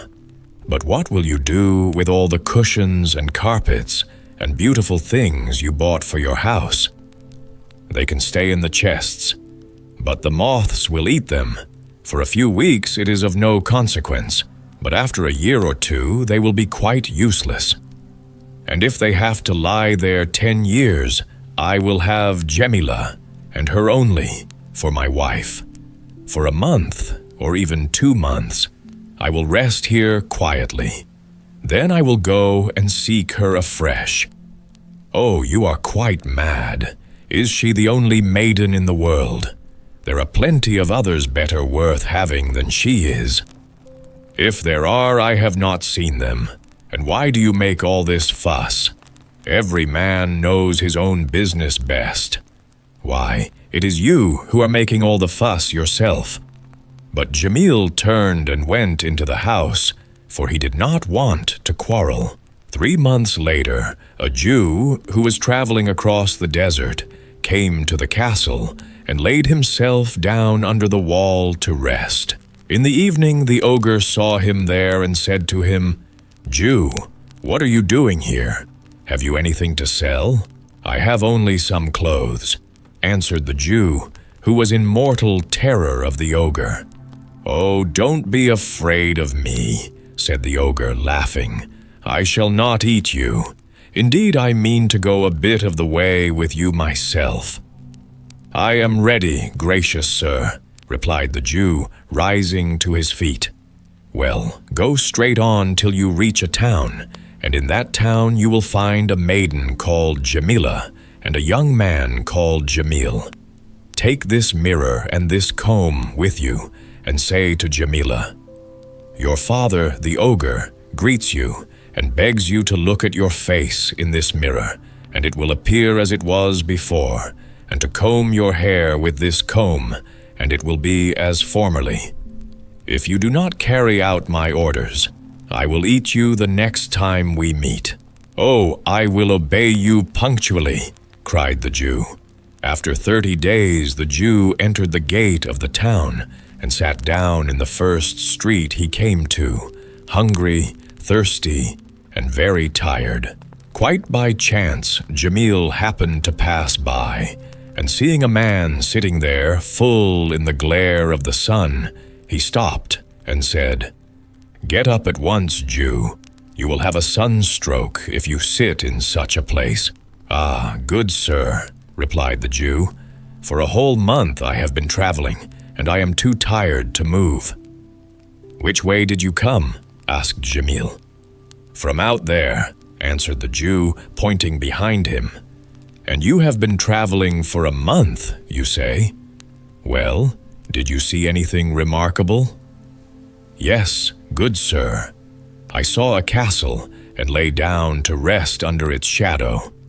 And an ogre woke me and told me to come to this town, where I should find a young man called Dschemil and a girl called Dschemila.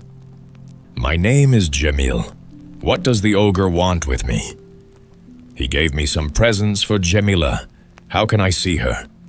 "Come with me, and you shall give them into her own hands." So the two went together to the house of Dschemil's uncle, and Dschemil led the Jew into his aunt's room. "Aunt," he cried, "this Jew who is with me has come from the ogre, and has brought with him, as presents, a mirror and a comb, which the ogre has sent her." "But it may be only some wicked trick on the part of the ogre," said she. "Oh, I don't think so," answered the young man. "Give her the things." Then the maiden was called, and she came out of her hiding place and went up to the Jew, saying, "Where have you come from, Jew?" "From your father, the ogre." "And what errand did he send you on?" "He told me I was to give you this mirror and this comb, and to say, 'Look in this mirror, and comb your hair with this comb, and both will become as they were formerly.' And Dschemila took the mirror and looked into it, and combed her hair with the comb, and she had no longer an ass's head, but the face of a beautiful maiden. Great was the joy of both mother and cousin at this wonderful sight, and the news that Dschemila had returned soon spread, and the neighbors came flocking in with greetings. "When did you come back?" "My cousin brought me." "Why, he told us he could not find you." "Oh, I did that on purpose," answered Dschemil. "I did not want everyone to know." Then he turned to his father and his mother, his brothers and his sisters-in-law, and said, "We must set to work at once, for the wedding will be today." A beautiful litter was prepared to carry the bride to her new home, but she shrank back, saying, "I am afraid lest the ogre should carry me off again." "How can the ogre get at you when we are all here?" they said. "There are 2,000 of us all told, and every man has his sword." "He will manage it somehow," answered Dschemila. "He is a powerful king." "She is right," said an old man. "Take away the litter, and let her go on foot if she is afraid." "But it is absurd," exclaimed the rest. "How can the ogre get hold of her?" "I will not go," said Dschemila again. "You do not know that monster, I do." And while they were disputing, the bridegroom arrived. "Let her alone. She shall stay in her father's house. After all, I can live here, and the wedding feast shall be made ready." And so they were married at last, and died without having had a single quarrel. Janni and the Draken. Once there was a man who shunned the world and lived in the wilderness. He owned nothing but a flock of sheep, whose milk and wool he sold, and so procured himself bread to eat, He also carried wooden spoons and sold them. He had a wife and one little girl, and after a long time, his wife had another child. The evening it was born, the man went to the nearest village to fetch a nurse, and on the way he met a monk who begged him for a night's lodging. This the man willingly granted, and took him home with him. There being no one far nor near to baptize the child, the man asked the monk to do him this service, and the child was given the name of Janni. In the course of time, Janni's parents died, and he and his sister were left alone in the world. Soon affairs went badly with them, so they determined to wander away to seek their fortune. In packing up, the sister found a knife which the monk had left for his godson, and this she gave to her brother. Then they went on their way, taking with them the 3 sheep which were all that remained of their flocks. After wandering for 3 days, they met a man with 3 dogs, who proposed that they should exchange animals, he taking the sheep and they the dogs. The brother and sister were quite pleased at this arrangement, and after the exchange was made, they separated and went their different ways. Janni and his sister in course of time came to a great castle in which dwelt 40 Draken, who, when they heard that Janni had come, fled 40 fathoms underground. So Janni found the castle deserted and abode there with his sister, and every day went out to hunt with the weapons the Draken had left in the castle. One day, when he was away hunting, one of the Draken came up to get provisions, not knowing that there was anyone in the castle. When he saw Janni's sister, he was terrified, but she told him not to be afraid. And by they fell in love with each other. For every time that Janni went to hunt, the sister called the Drakos up. Thus they went on making love to each other, till at length, unknown to Janni, they got married. Then, when it was too late, the sister repented, and was afraid of Janni's wrath when he found it out. One day the Drakos came to her and said, "You must pretend to be ill, and when Janni asks what ails you and what you want, you must answer, 'Cherries.' And when he inquires where these are to be found, you must say, 'There are some in a garden a day's journey from here.' Then your brother will go there, and will never come back, for there dwell 3 of my brothers who will look after him well." Then the sister did as the Drakos advised, and next day Janni set out to fetch the cherries, taking his 3 dogs with him.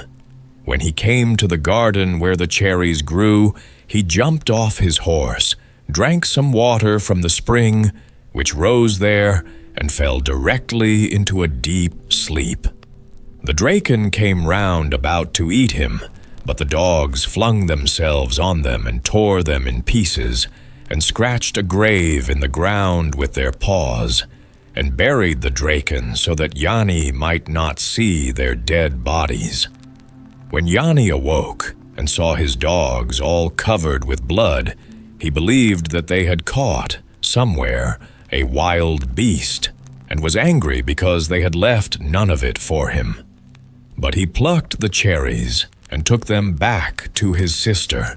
When the Drakos heard that Janni had come back, he fled for fear 40 fathoms underground. And the sister ate the cherries and declared herself well again. The next day, when Janni was gone to hunt, the Drakos came out and advised the sister that she should pretend to be ill again, and when her brother asked her what she would like, she should answer quinces, and when he inquired where these were to be found, she should say, "In a garden distant about 2 days' journey." Then would Janni certainly be destroyed, for there dwelt 6 brothers of the Drakos, each of whom had 2 heads. The sister did as she was advised, and next day Janni again set off, taking his 3 dogs with him. When he came to the garden, he dismounted, sat down to rest a little, and fell fast asleep. First there came 3 Draken, round about to eat him, and when these 3 had been worried by the dogs, there came 3 others who were worried in like manner. Then the dogs again dug a grave and buried the dead Draken, that their master might not see them. When Janni awoke and beheld the dogs all covered with blood, he thought, as before, that they had killed a wild beast, and was again angry with them for leaving him nothing. But he took the quinces and brought them back to his sister, who, when she had eaten them, declared herself better. The Dracos, when he heard that Janni had come back, fled for fear 40 fathoms deeper underground. Next day, when Janni was hunting, the Dracos went to the sister and advised that she should again pretend to be ill, and should beg for some pears, which grew in a garden 3 days' journey from the castle. From this quest, Janni would certainly never return, for there dwelt 9 brothers of the Dracos, each of whom had 3 heads. The sister did as she was told, and next day Janni, taking his 3 dogs with him, went to get the pears. When he came to the garden, he laid himself down to rest, and soon fell asleep. Then first came 3 Draken to eat him, and when the dogs had worried these, 6 others came and fought the dogs a long time. The noise of this combat awoke Janni, and he slew the Draken, and knew at last why the dogs were covered with blood. After that he freed all whom the Draken held prisoners, amongst others a king's daughter. Out of gratitude she would have taken him for her husband, but he put her off, saying, "For the kindness that I have been able to do to you, you shall receive in this castle all the blind and lame who pass this way." The princess promised him to do so, and on his departure gave him a ring. So Janni plucked the pears and took them to his sister, who, when she had eaten them, declared she felt better. When, however, the Dracos heard that Janni had come back yet a 3rd time, safe and sound, he fled for fright 40 fathoms deeper underground. And next day, when Janni was away hunting, he crept out and said to the sister, "Now are we indeed both lost, unless you find out from him wherein his strength lies, and then between us we will contrive to do away with him." When therefore Janni had come back from hunting, and sat at evening with his sister by the fire, she begged him to tell her wherein lay his strength, and he answered, "It lies in my 2 fingers. If these are bound together, then all my strength disappears." "That I will not believe," said the sister, "unless I see it for myself." Then he let her tie his fingers together with a thread, and immediately he became powerless. Then the sister called up the Dracos, who, when he had come forth, tore out Janni's eyes, gave them to his dogs to eat, and threw him into a dry well. Now it happened that some travelers, going to draw water from this well, heard Janni groaning at the bottom. They came near and asked him where he was, and he begged them to draw him up from the well, for he was a poor, unfortunate man. The travelers let a rope down and drew him up to daylight. It was not till then that he first became aware that he was blind, and he begged the travelers to lead him to the country of the king, whose daughter he had freed, and they would be well repaid for their trouble. When they had brought him there, he sent to beg the princess to come to him, but she did not recognize him till he had shown her the ring she had given him. Then she remembered him, and took him with her into the castle. When she learnt what had befallen him, she called together all the sorceresses in the country, in order that they should tell her where the eyes were. At last, she found one who declared that she knew where they were, and that she could restore them. This sorceress then went straight to the castle, where dwelt the sister and the Dracos, and gave something to the dogs to eat, which caused the eyes to reappear. She took them with her and put them back in Janni's head, so that he saw as well as before. Then he returned to the castle of the Dracos, whom he slew as well as his sister, and taking his dogs with him, went back to the princess, and they were immediately married. The partnership of the thief and the liar. There was once upon a time a thief who, being out of a job, was wandering by himself up and down the seashore. As he walked, he passed a man who was standing still, looking at the waves. "I wonder," said the thief, addressing the stranger, "if you have ever seen a stone swimming?" "Most certainly I have," replied the other man. "And what is more, I saw the same stone jump out of the water and fly through the air." "This is capital," replied the thief. "You and I must go into partnership. We shall certainly make our fortunes. Let us start together for the palace of the king of the neighboring country. When we get there, I will go into his presence alone, and will tell him the most startling thing I can invent. Then you must follow and back up my lie." Having agreed to do this, they set out on their travels. After several days' journeying, they reached the town where the king's palace was, and here they parted for a few hours, while the thief sought an interview with the king and begged his majesty to give him a glass of beer.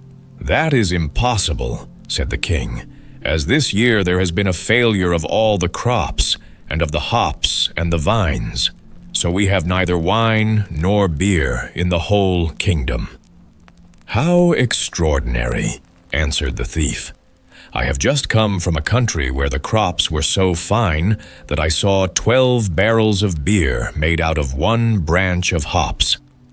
"I bet you 300 florins that is not true," answered the king. "And I bet you 300 florins it is true," replied the thief.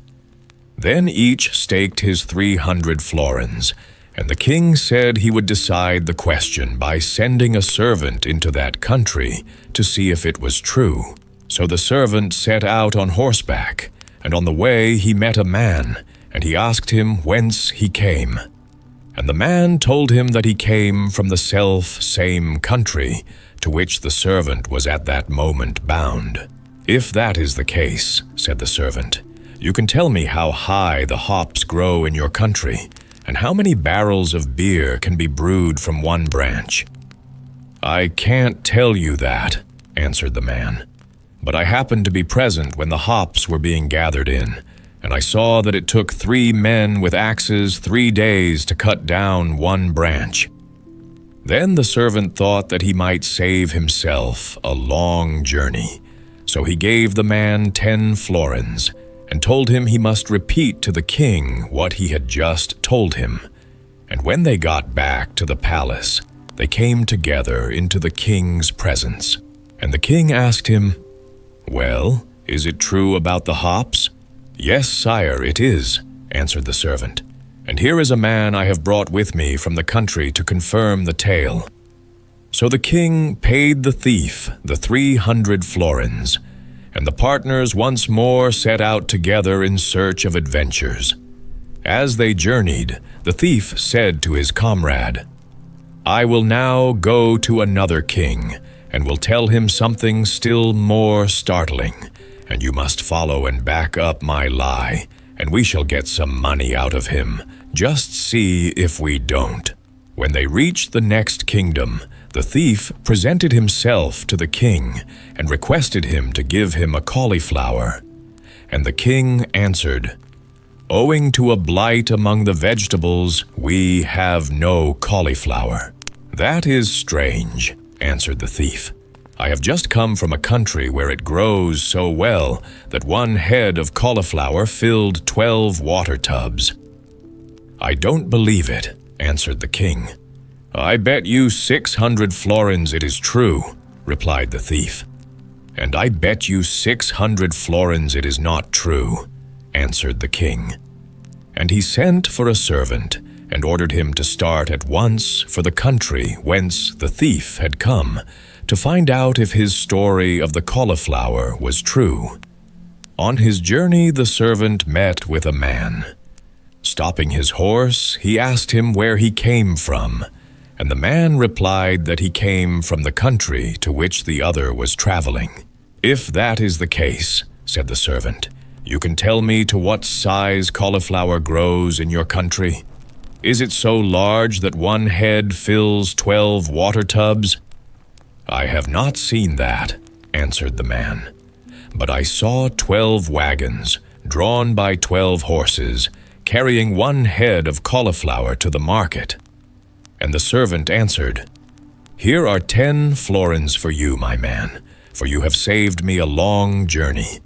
Come with me now, and tell the king what you have just told me." "All right," said the man, and they went together to the palace.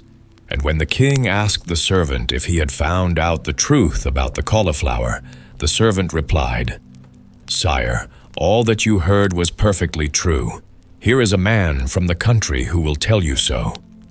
So the king had to pay the thief the 600 florins, and the two partners set out once more on their travels with their 900 florins.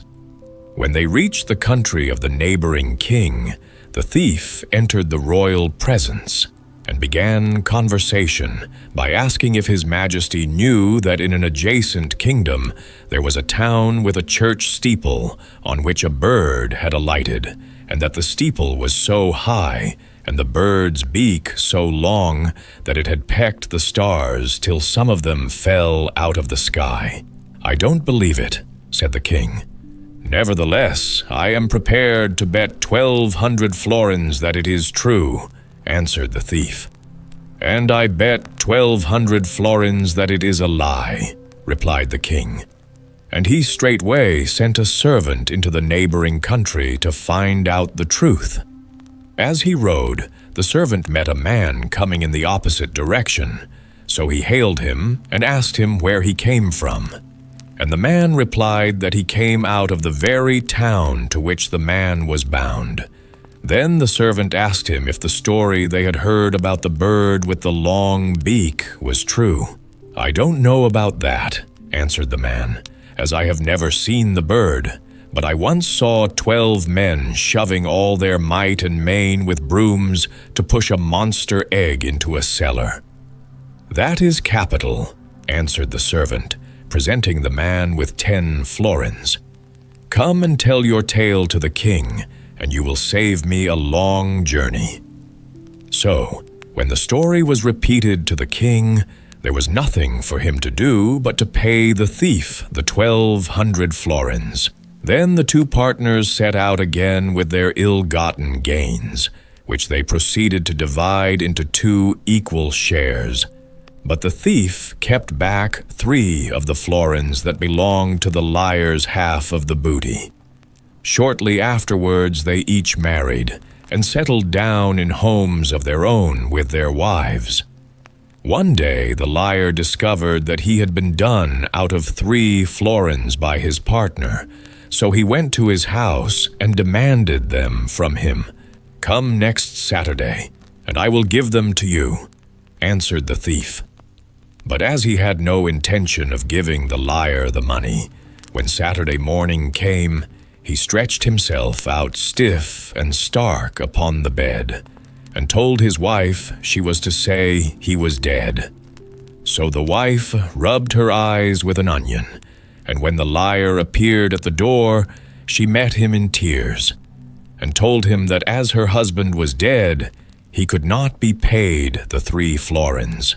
But the liar, who knew his partner's tricks, instantly suspected the truth, and said, "As he has not paid me, I will pay him out with 3 good lashes of my riding whip." At these words, the thief sprang to his feet, and appearing at the door, promised his partner that if he would return the following Saturday, he would pay him. So the liar went away, satisfied with this promise. But when Saturday morning came, the thief got up early and hid himself under a truss of hay in the hayloft. When the liar appeared to demand his 3 florins, the wife met him with tears in her eyes and told him that her husband was dead. "Where have you buried him?" asked the liar. "In the hayloft," answered the wife. "Then I will go there and take away some hay in payment of his debt," said the liar. And proceeding to the hayloft, he began to toss about the hay with a pitchfork, prodding it into the trusses of hay, till, in terror of his life, the thief crept out and promised his partner to pay him the 3 florins on the following Saturday. When the day came, he got up at sunrise, and going down into the crypt of a neighboring chapel, stretched himself out quite still and stiff in an old stone coffin. But the liar, who was quite as clever as his partner, very soon bethought him of the crypt and set out for the chapel, confident that he would shortly discover the hiding place of his friend. He had just entered the crypt, and his eyes were not yet accustomed to the darkness, when he heard the sound of whispering at the grated windows. Listening intently, he overheard the plotting of a band of robbers who had brought their treasure to the crypt, meaning to hide it there while they set out on fresh adventures. All the time they were speaking, they were removing the bars from the window, and in another minute they would all have entered the crypt and discovered the liar. Quick as thought he wound his mantle round him and placed himself, standing stiff and erect, in a niche in the wall, so that in the dim light he looked just like an old stone statue. As soon as the robbers entered the crypt, they set about the work of dividing their treasure. Now there were 12 robbers, but by mistake the chief of the band divided the gold into 13 heaps. When he saw his mistake, he said they had not time to count it all over again, but that the 13th heap should belong to whoever among them could strike off the head of the old stone statue in the niche with one stroke. With these words he took up an axe and approached the niche where the liar was standing. But just as he had waved the axe over his head ready to strike, a voice was heard from the stone coffin saying in sepulchral tones, "Clear out of this, or the dead will arise from their coffins, and the statues will descend from the walls, and you will be driven out more dead than alive." See, and with a bound the thief jumped out of his coffin and the liar from his niche, and the robbers were so terrified that they ran helter-skelter out of the crypt, leaving all their gold behind them, and vowing that they would never put foot inside the haunted place again. So the partners divided the gold between them and carried it to their homes, and history tells us no more about them. Fortunatus and His Purse. Once upon a time, there lived in the city of Famagosta, in the island of Cyprus, a rich man called Theodorus. He ought to have been the happiest person in the whole world, as he had all he could wish for, and a wife and little son whom he loved dearly. But unluckily, after a short time, he always grew tired of everything, and had to seek new pleasures. When people are made like this, the end is generally the same. And before Fortunatus, for that was the boy's name, was 10 years old, his father had spent all his money and had not a farthing left. But though Theodorus had been so foolish, he was not quite without sense, and set about getting work at once. His wife, too, instead of reproaching him, sent away the servants and sold their fine horses, and did all the work of the house herself, even washing the clothes of her husband and child. Thus time passed till Fortunatus was 16. One day when they were sitting at supper, the boy said to Theodorus, "Father, why do you look so sad? Tell me what is wrong, and perhaps I can help you." "Ah, my son, I have reason enough to be sad.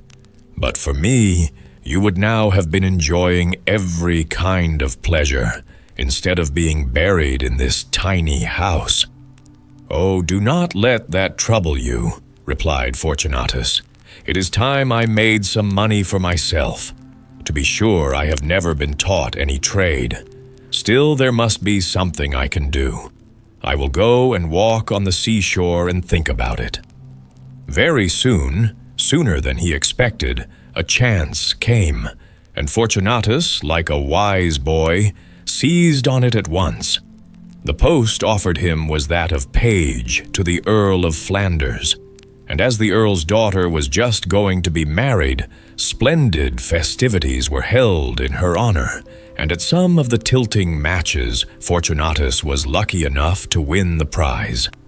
These prizes, together with presents from the lords and ladies of the court, who liked him for his pleasant ways, made Fortunatus feel quite a rich man. But though his head was not turned by the notice taken of him, it excited the envy of some of the other pages about the court, and one of them, called Robert, invented a plot to move Fortunatus out of his way. So he told the young man that the Earl had taken a dislike to him and meant to kill him. Fortunatus believed the story, and packing up his fine clothes and money, slipped away before dawn. He went to a great many big towns and lived well, and as he was generous and not wiser than most youths of his age, he very soon found himself penniless. Like his father, he then began to think of work, and tramped half over Brittany in search of it. Nobody seemed to want him, and he wandered about from one place to another, till he found himself in a dense wood, without any paths, and not much light. Here he spent 2 whole days, with nothing to eat and very little water to drink, going first in one direction and then in another, but never being able to find his way out. During the first night he slept soundly, and was too tired to fear either man or beast. But when darkness came on for the second time, and growls were heard in the distance, he grew frightened and looked about for a high tree, out of reach of his enemies.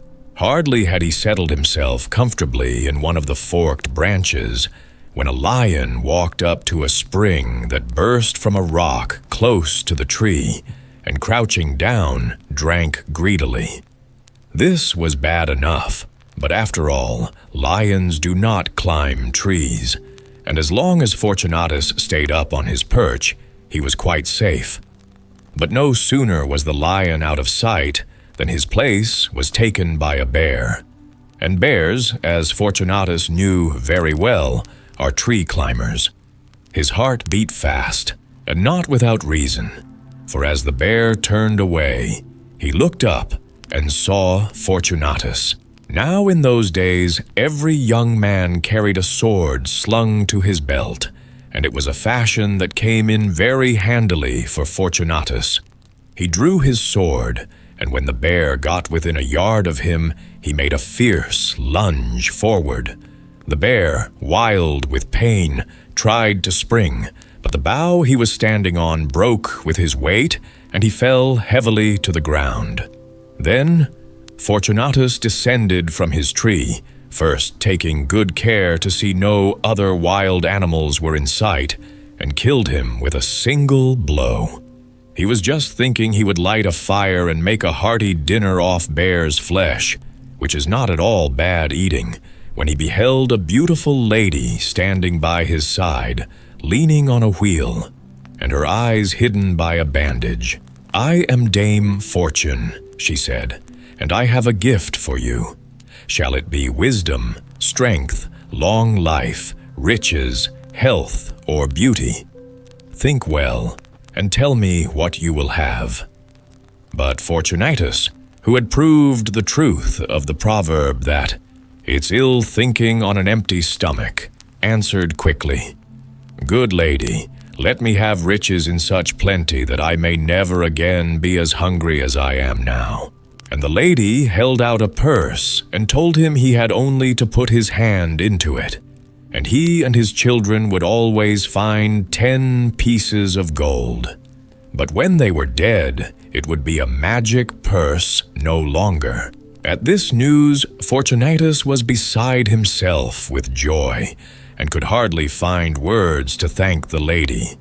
But she told him that the best thing he could do was to find his way out of the wood, and before bidding him farewell, pointed out which path he should take. He walked along it as fast as his weakness would let him, until a welcome light at a little distance showed him that a house was near. It turned out to be an inn, but before entering, Fortunatus thought he had better make sure of the truth of what the lady had told him, and took out the purse and looked inside. Sure enough, there were the 10 pieces of gold, shining brightly. Then Fortunatus walked boldly up to the inn, and ordered them to get ready a good supper at once, as he was very hungry, and to bring him the best wine in the house. And he seemed to care so little what he spent that everybody thought he was a great lord, and vied with each other who should run quickest when he called. After a night passed in a soft bed, Fortunatus felt so much better that he asked the landlord if he could find him some men servants, and tell him where any good horses were to be got. The next thing was to provide himself with smart clothes, and then to take a big house where he could give great feasts to the nobles and beautiful ladies who lived in palaces round about. In this manner a whole year soon slipped away, and Fortunatus was so busy amusing himself that he never once remembered his parents whom he had left behind in Cyprus. But, though he was thoughtless, he was not bad-hearted. As soon as their existence crossed his mind, he set about making preparations to visit them, and as he was not fond of being alone, he looked round for someone older and wiser than himself to travel with him. It was not long before he had the good luck to come across an old man who had left his wife and children in a far country many years before, when he went out into the world to seek the fortune which he never found. He agreed to accompany Fortunatus back to Cyprus, but only on condition he should first be allowed to return for a few weeks to his own home before venturing to set sail for an island so strange and distant. Fortunatus agreed to his proposal, and as he was always fond of anything new, said that he would go with him. The journey was long, and they had to cross many large rivers and climb over high mountains and find their way through thick woods before they reached at length the old man's castle. His wife and children had almost given up hopes of seeing him again and crowded eagerly round him. Indeed, it did not take Fortunatus 5 minutes to fall in love with the youngest daughter, the most beautiful creature in the whole world, whose name was Cassandra. "Give her to me for my wife," he said to the old man, "and let us all go together to Famagosta." So a ship was bought big enough to hold Fortunatus, the old man and his wife, and their 10 children, 5 of them sons and 5 daughters. And the day before they sailed, the wedding was celebrated with magnificent rejoicings, and everybody thought that Fortunatus must certainly be a prince in disguise. But when they reached Cyprus, he learned to his sorrow that both his father and mother were dead, and for some time he shut himself up in his house and would see nobody, full of shame at having forgotten them all these years. Then he begged that the old man and his wife would remain with him and take the place of his parents. For 12 years, Fortunatus and Cassandra and their 2 little boys lived happily in Famagosta. They had a beautiful house and everything they could possibly want, and when Cassandra's sisters married, the purse provided them each with a fortune. But at last, Fortunatus grew tired of staying at home and thought he should like to go out and see the world again. Cassandra shed many tears at first when he told her of his wishes, and he had a great deal of trouble to persuade her to give her consent. But on his promising to return at the end of 2 years, she agreed to let him go. Before he went away, he showed her 3 chests of gold, which stood in a room with an iron door and walls 12 feet thick. "If anything should happen to me," he said, "and I should never come back, keep one of the chests for yourself and give the others to our 2 sons." Then he embraced them all and took ship for Alexandria. The wind was fair, and in a few days they entered the harbor, where Fortunatus was informed by a man whom he met on landing that if he wished to be well received in the town, he must begin by making a handsome present to the Sultan. "That is easily done," said Fortunatus, and went into a goldsmith's shop, where he bought a large gold cup, which cost 5,000 pounds. This gift so pleased the Sultan that he ordered 100 casks of spices to be given to Fortunatus.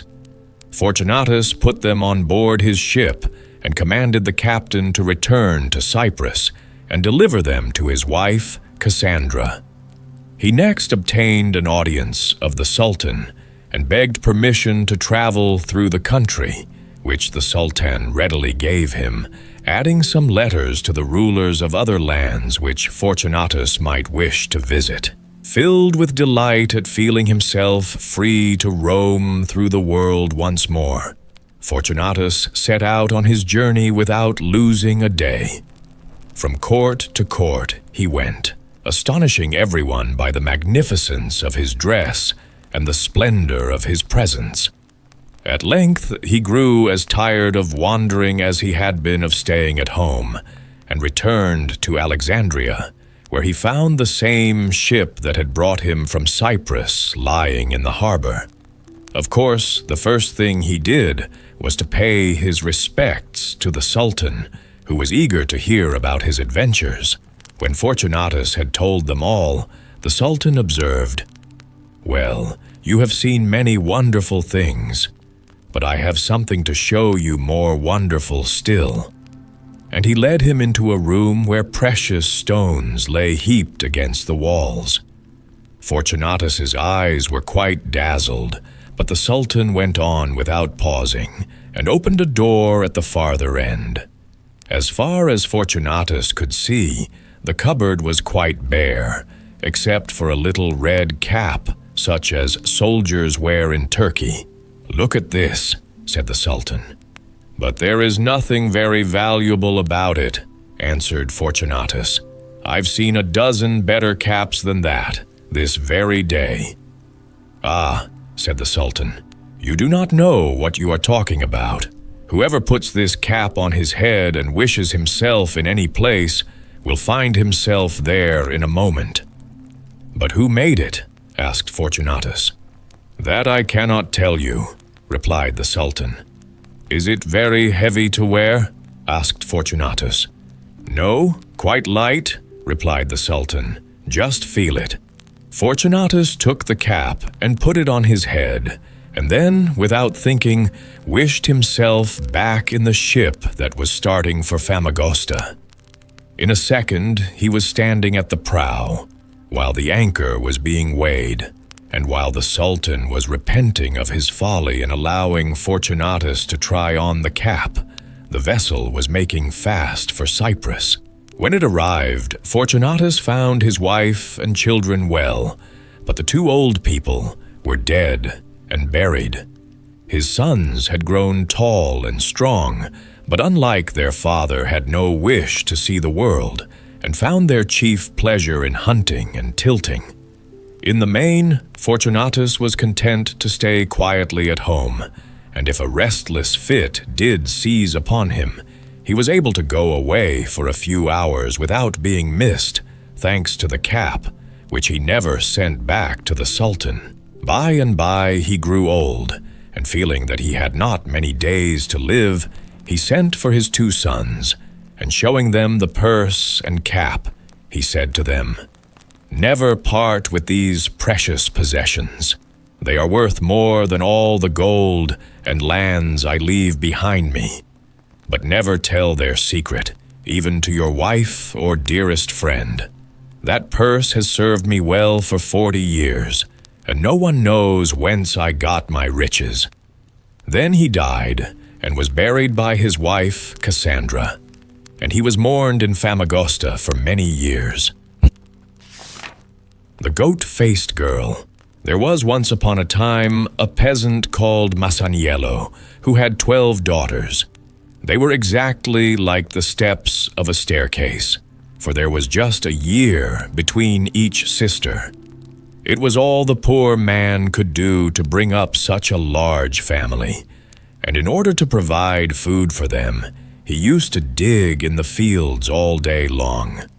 In spite of his hard work, he only just succeeded in keeping the wolf from the door, and the poor little girls often went hungry to bed. One day, when Masaniello was working at the foot of a high mountain, he came upon the mouth of a cave, which was so dark and gloomy that even the sun seemed afraid to enter it. Suddenly, a huge green lizard appeared from the inside and stood before Masaniello, who nearly went out of his mind with terror, for the beast was as big as a crocodile and quite as fierce-looking. But the lizard sat down beside him in the most friendly manner and said, "Don't be afraid, my good man. I am not going to hurt you. On the contrary, I am most anxious to help you." When the peasant heard these words, he knelt before the lizard and said, "Dear lady, for I know not what to call you, I am in your power, but I beg of you to be merciful, for I have 12 wretched little daughters at home who are dependent on me." "That's the very reason why I have come to you," replied the lizard. "Bring me your youngest daughter tomorrow morning. I promise to bring her up as if she were my own child, and to look upon her as the apple of my eye." When Masaniello heard her words, he was very unhappy, because he felt sure, from the lizard's wanting one of his daughters, the youngest and tenderest too, that the poor little girl would only serve as dessert for the terrible creature's supper. At the same time, he said to himself, "If I refuse her request, she will certainly eat me up on the spot. If I give her what she asks, she does indeed take part of myself. But if I refuse, she will take the whole of me. What am I to do? And how in the world am I to get out of the difficulty?" As he kept muttering to himself, the lizard said, "Make up your mind to do as I tell you at once. I desire to have your youngest daughter, and if you won't comply with my wish, I can only say it will be the worse for you." Seeing that there was nothing else to be done, Masaniello set off for his home, and arrived there looking so white and wretched that his wife asked him at once, "What has happened to you, my dear husband? Have you quarreled with anyone, or has the poor donkey fallen down?" "Neither the one nor the other," answered her husband, "but something far worse than either. A terrible lizard has nearly frightened me out of my senses, for she threatened that if I did not give her our youngest daughter, she would make me repent it. My head is going round like a mill wheel, and I don't know what to do. I am indeed between the devil and the deep sea. You know how dearly I love Renzolla, and yet if I fail to bring her to the lizard tomorrow morning, I must say farewell to life." Do advise me what to do." When his wife had heard all he had to say, she said to him, "How do you know, my dear husband, that the lizard is really our enemy? May she not be a friend in disguise? And your meeting with her may be the beginning of better things and the end of all our misery. Therefore, go and take the child to her, for my heart tells me that you will never repent doing so."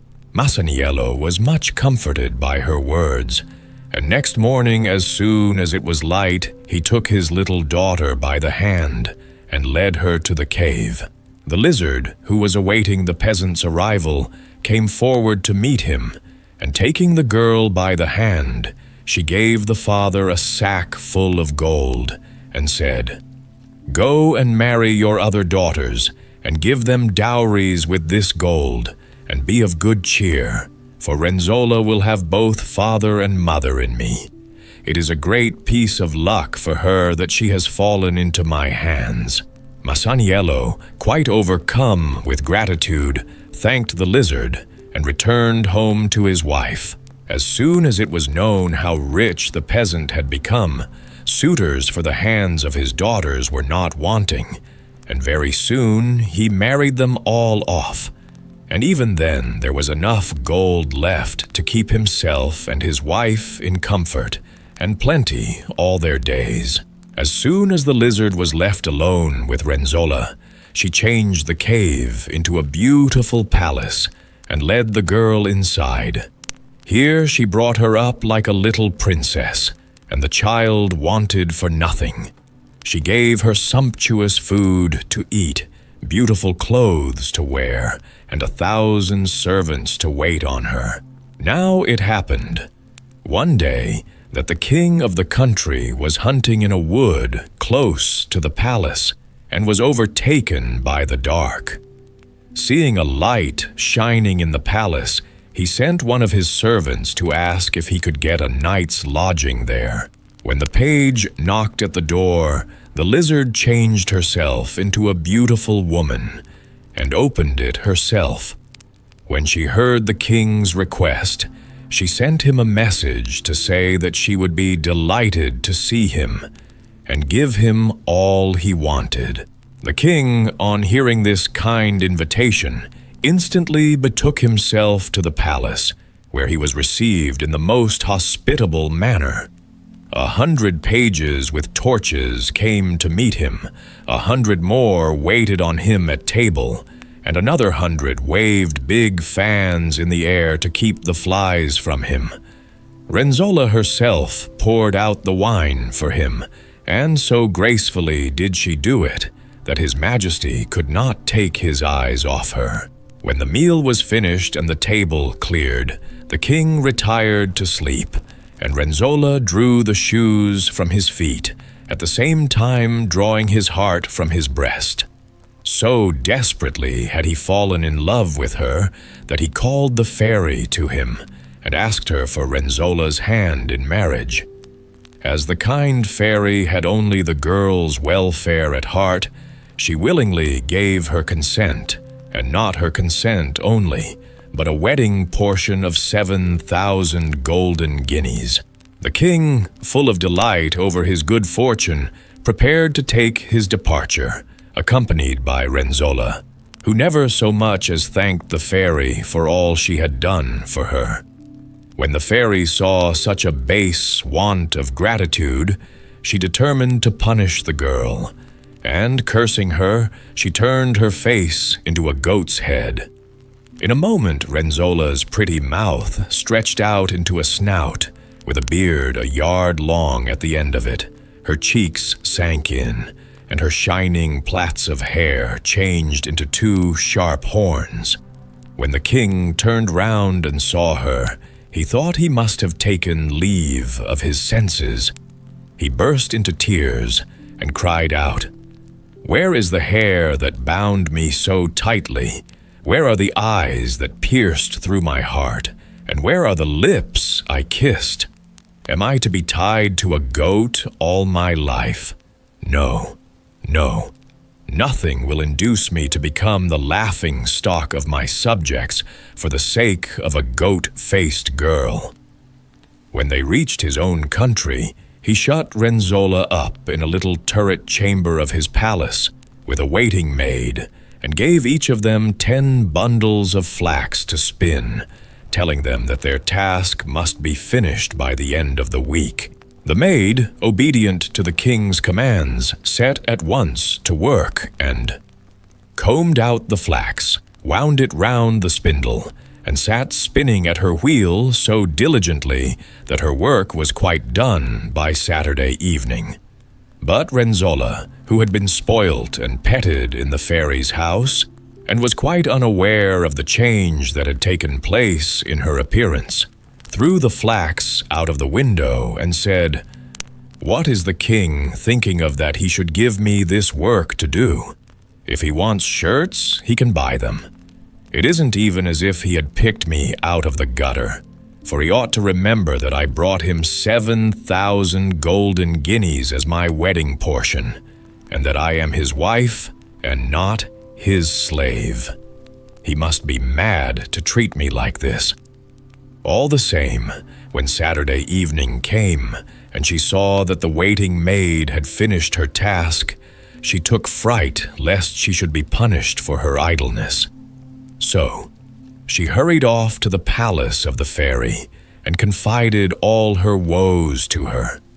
The fairy embraced her tenderly, and gave her a sack full of spun flax, in order that she might show it to the king, and let him see what a good worker she was. Renzolla took the sack without one word of thanks, and returned to the palace, leaving the kind fairy very indignant over her want of gratitude. When the king saw the flax all spun, he gave Renzolla and the waiting maid each a little dog, and told them to look after the animals and train them carefully. The waiting maid brought hers up with the greatest possible care, and treated it almost as if it were her son. But Renzolla said, "I don't know what to think. Have I come among a lot of lunatics? Does the king imagine that I am going to comb and feed a dog with my own hands?" With these words, she opened the window and threw the poor little beast out, and he fell on the ground as dead as a stone. When a few months had passed, the king sent a message to say he would like to see how the dogs were getting on. Renzolla, who felt very uncomfortable in her mind at this request, hurried off once more to the fairy. This time, she found an old man at the door of the fairy's palace, who said to her, "Who are you, and what do you want?" When Renzolla heard his question, she answered angrily, "Don't you know me, old goat-beard, and how dare you address me in such a way?" "The pot can't call the kettle black," answered the old man, "for it is not I, but you who have a goat's head. Just wait a moment, you ungrateful wretch, and I will show you to what a pass your want of gratitude has brought you." With these words he hurried away, and returned with a mirror, which he held up before Renzolla. At the sight of her ugly, hairy face, the girl nearly fainted with horror, and she broke into loud sobs at seeing her countenance so changed. Then the old man said, "You must remember, Renzolla, that you are a peasant's daughter, and that the fairy turned you into a queen, but you were ungrateful, and never as much as thanked her for all she had done for you. Therefore she has determined to punish you. But if you wish to lose your long white beard, throw yourself at the fairy's feet and implore her to forgive you. She has a tender heart, and will, perhaps, take pity on you." Renzolla, who was really sorry for her conduct, took the old man's advice, and the fairy not only gave her back her former face, but she dressed her in a gold-embroidered dress, presented her with a beautiful carriage, and brought her back, accompanied by a host of servants, to her husband. When the king saw her looking as beautiful as ever, he fell in love with her once more and bitterly repented having caused her so much suffering. So Renzolla lived happily ever afterwards, for she loved her husband, honored the fairy, and was grateful to the old man for having told her the truth. What came of picking flowers? There was once a woman who had 3 daughters whom she loved very much. One day the eldest was walking in a water meadow when she saw a pink growing in the stream. She stooped to pick the flower, but her hand had scarcely touched it when she vanished altogether. The next morning the second sister went out into the meadow to see if she could find any traces of the lost girl. And as a branch of lovely roses lay trailing across her path, she bent down to move it away, and in so doing could not resist plucking one of the roses. In a moment she too had disappeared. Wondering what could have become of her 2 sisters, the youngest followed in their footsteps and fell a victim to a branch of delicious white jessamine. So the old woman was left without any daughters at all. She wept and wept and wept all day and all night, and went on weeping so long that her son, who had been a little boy when his sisters disappeared, grew up to be a tall youth. Then one night he asked his mother to tell him what was the matter. When he had heard the whole story, he said, "Give me your blessing, mother, and I will go and search the world till I find them." So he set forth, and after he had traveled several miles without any adventures, he came upon 3 big boys fighting in the road. He stopped and inquired what they were fighting about, and one of them answered, "My lord, our father left to us, when he died, a pair of boots, a key, and a cap. Whoever puts on the boots and wishes himself in any place will find himself there. The key will open every door in the world, and with the cap on your head, no one can see you. Now our eldest brother wants to have all 3 things for himself, and we wish to draw lots for them." "Oh, that is easily settled," said the youth. "I will throw this stone as far as I can, and the one who picks it up first shall have the 3 things."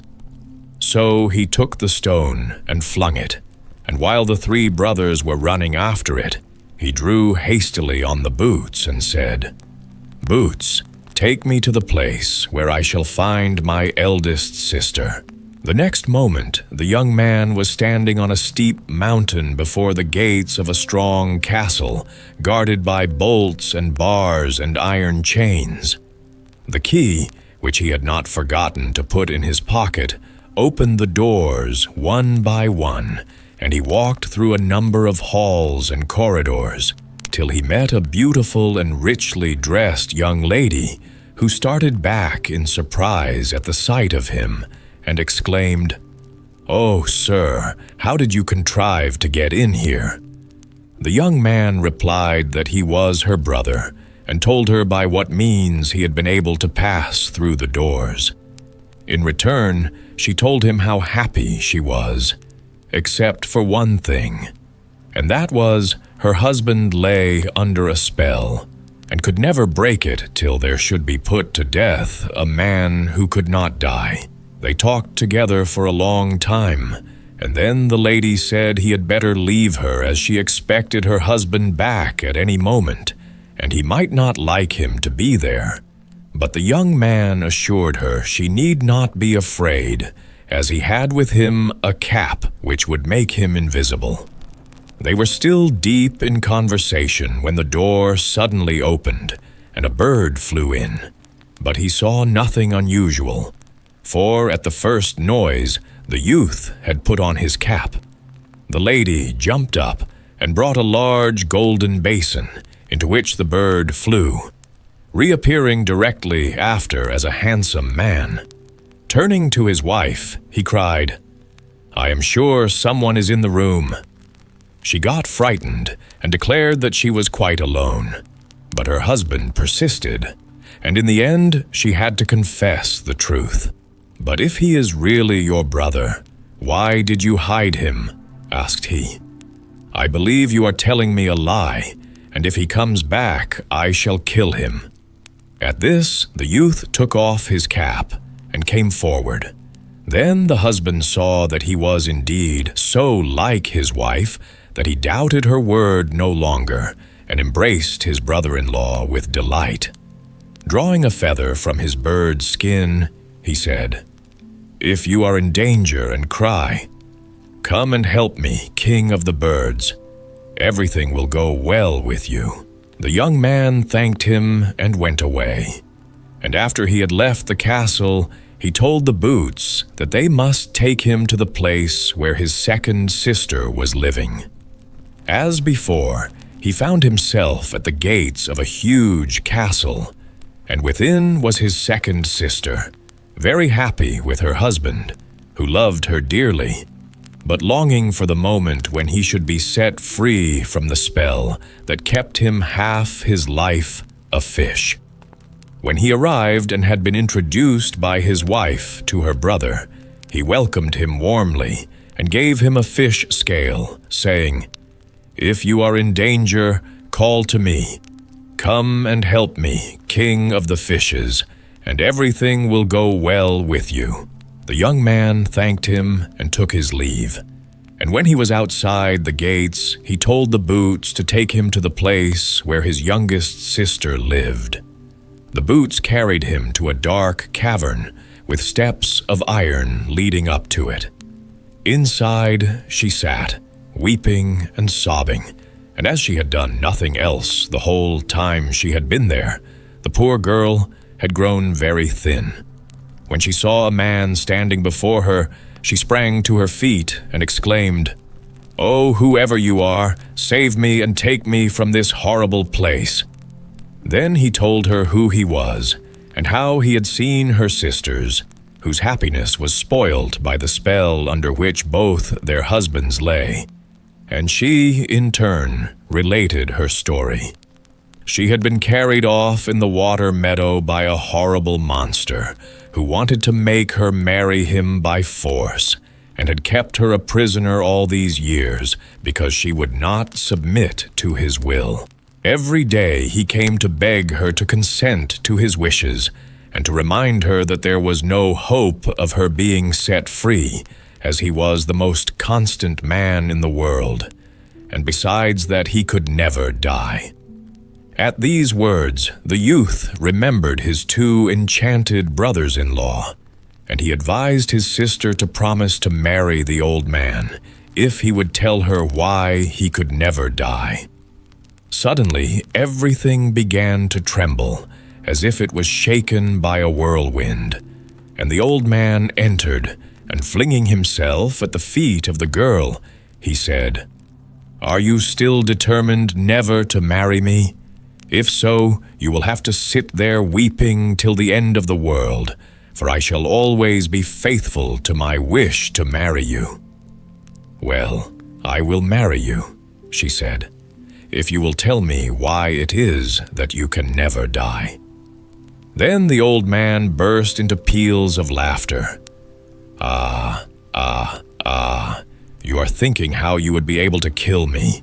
Well, to do that, you would have to find an iron casket which lies at the bottom of the sea and has a white dove inside, and then you would have to find the egg which the dove laid, and bring it here, and dash it against my head."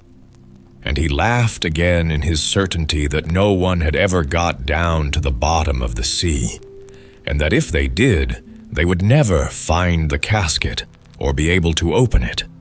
When he could speak once more, he said, "Now you will be obliged to marry me, as you know my secret."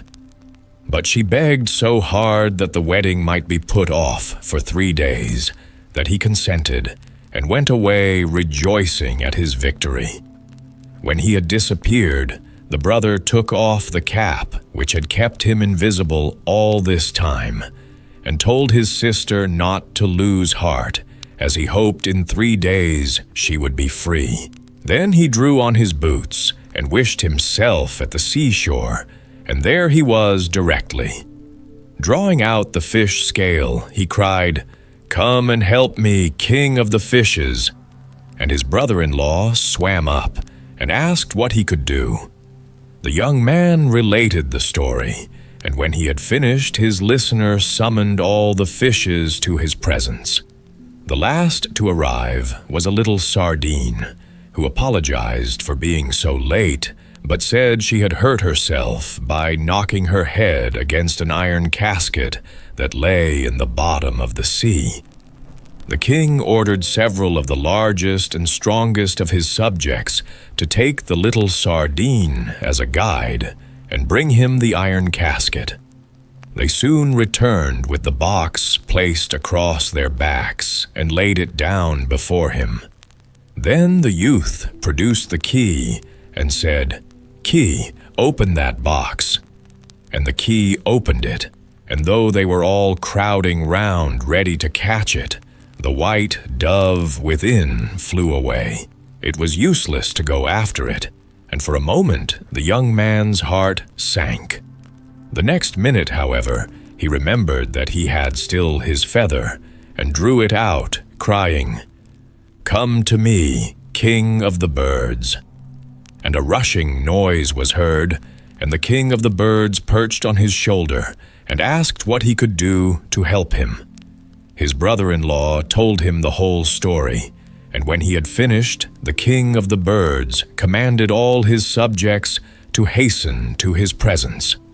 In an instant, the air was dark with birds of all sizes, and at the very last came the white dove, apologizing for being so late by saying that an old friend had arrived at his nest, and he had been obliged to give him some dinner. The king of the birds ordered some of them to show the young man the white dove's nest, and when they reached it, there lay the egg which was to break the spell and set them all free.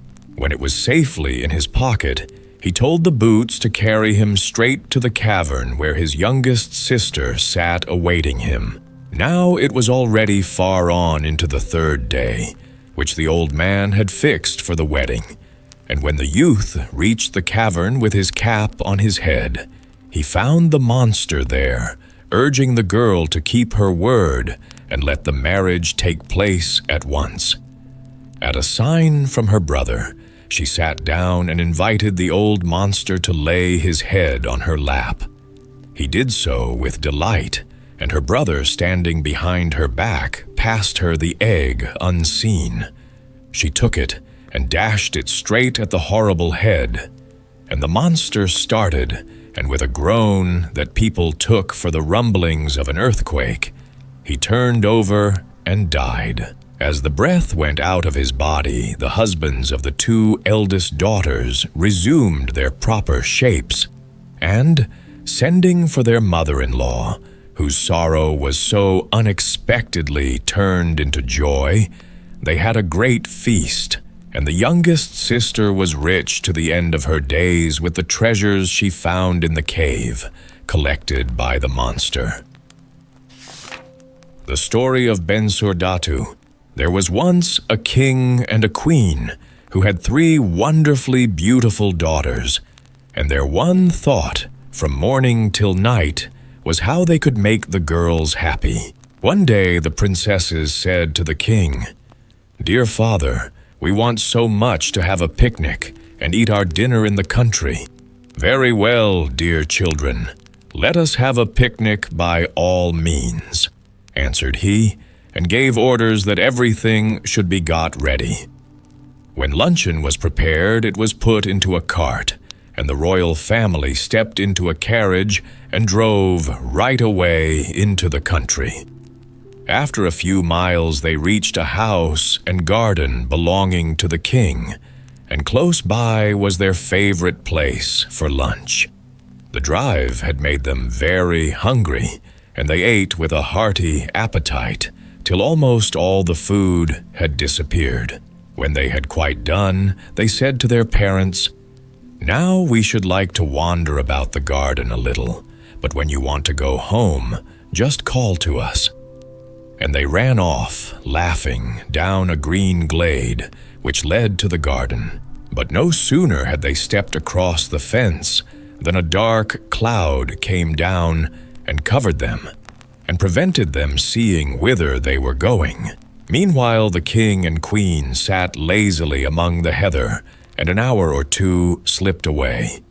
The sun was dropping towards the horizon, and they began to think it was time to go home. So they called to their daughters and called again, but no one answered them. Frightened at the silence, they searched every corner of the garden, the house, and the neighboring wood, but no trace of the girls was to be found anywhere. The earth seemed to have swallowed them up. The poor parents were in despair. The queen wept all the way home, and for many days after, and the king issued a proclamation that whoever should bring back his lost daughters should have one of them to wife, and should, after his death, reign in his stead. Now 2 young generals were at that time living at the court, and when they heard the king's declaration, they said one to the other, "Let us go in search of them. Perhaps we shall be the lucky persons." And they set out, each mounted on a strong horse, taking with them a change of raiment and some money. But though they inquired at every village they rode through, they could hear nothing of the princesses. And by their money was all spent, and they were forced to sell their horses or give up the search. Even this money only lasted a little while longer, and nothing but their clothes lay between them and starvation. They sold the spare garments that were bound on their saddles, and went in the coats they stood up in to the inn to beg for some food, as they were really starving.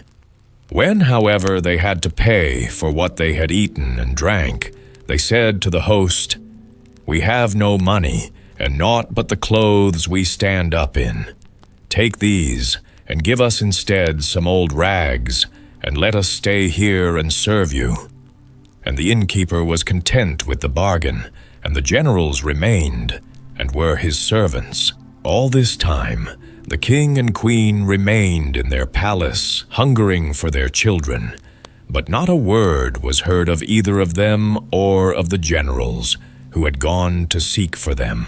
Now there was living in the palace a faithful servant of the king's called Bensurdatu, who had served him for many years. And when Bensurdatu saw how grieved the king was, he lifted up his voice and said to him, "Your Majesty, let me go and seek your daughters." "No, no, Bensurdatu," replied the king. "3 daughters have I lost and 2 generals, and shall I lose you also?" But Bensurdatu said again, "Let me now go, your Majesty. Trust me, and I will bring you back your daughters." Then the king gave way, and Bensurdatu set forth, and rode on till he came to the inn, where he dismounted and asked for food. It was brought by the 2 generals, whom he knew at once in spite of their miserable clothes, and much astonished, asked them how in the world they came there. They told him all their adventures, and he sent for the innkeeper, and said to him, "Give them back their garments, and I will pay everything that they owe you." And the innkeeper did as he was bid. And when the 2 generals were dressed in their proper clothes, they declared they would join Bensurdatu, and with him seek for the king's daughters. The 3 companions rode on for many miles, and at length they came to a wild place, without sign of a human being. It was getting dark, and fearing to be lost on this desolate spot, they pushed on their horses, and at last saw a light in the window of a tiny hut. "Who comes there?" asked a voice as they knocked at the door. "Oh, have pity on us, and give us a night's shelter," replied Bensurdatu. "We are 3 tired travelers who have lost our way." Then the door was opened by a very old woman who stood back, and beckoned them to enter. "Whence do you come, and whither do you go?" said she. "Ah, good woman, we have a heavy task before us," answered Bensurdatu. "We are bound to carry the king's daughters back to the palace." "O unhappy creatures," cried she, "you know not what you are doing. The king's daughters were covered by a thick cloud, and no one knows where they may now be." "Oh, tell us if you know, my good woman," entreated Bensurdatu, "for with them lies all our happiness."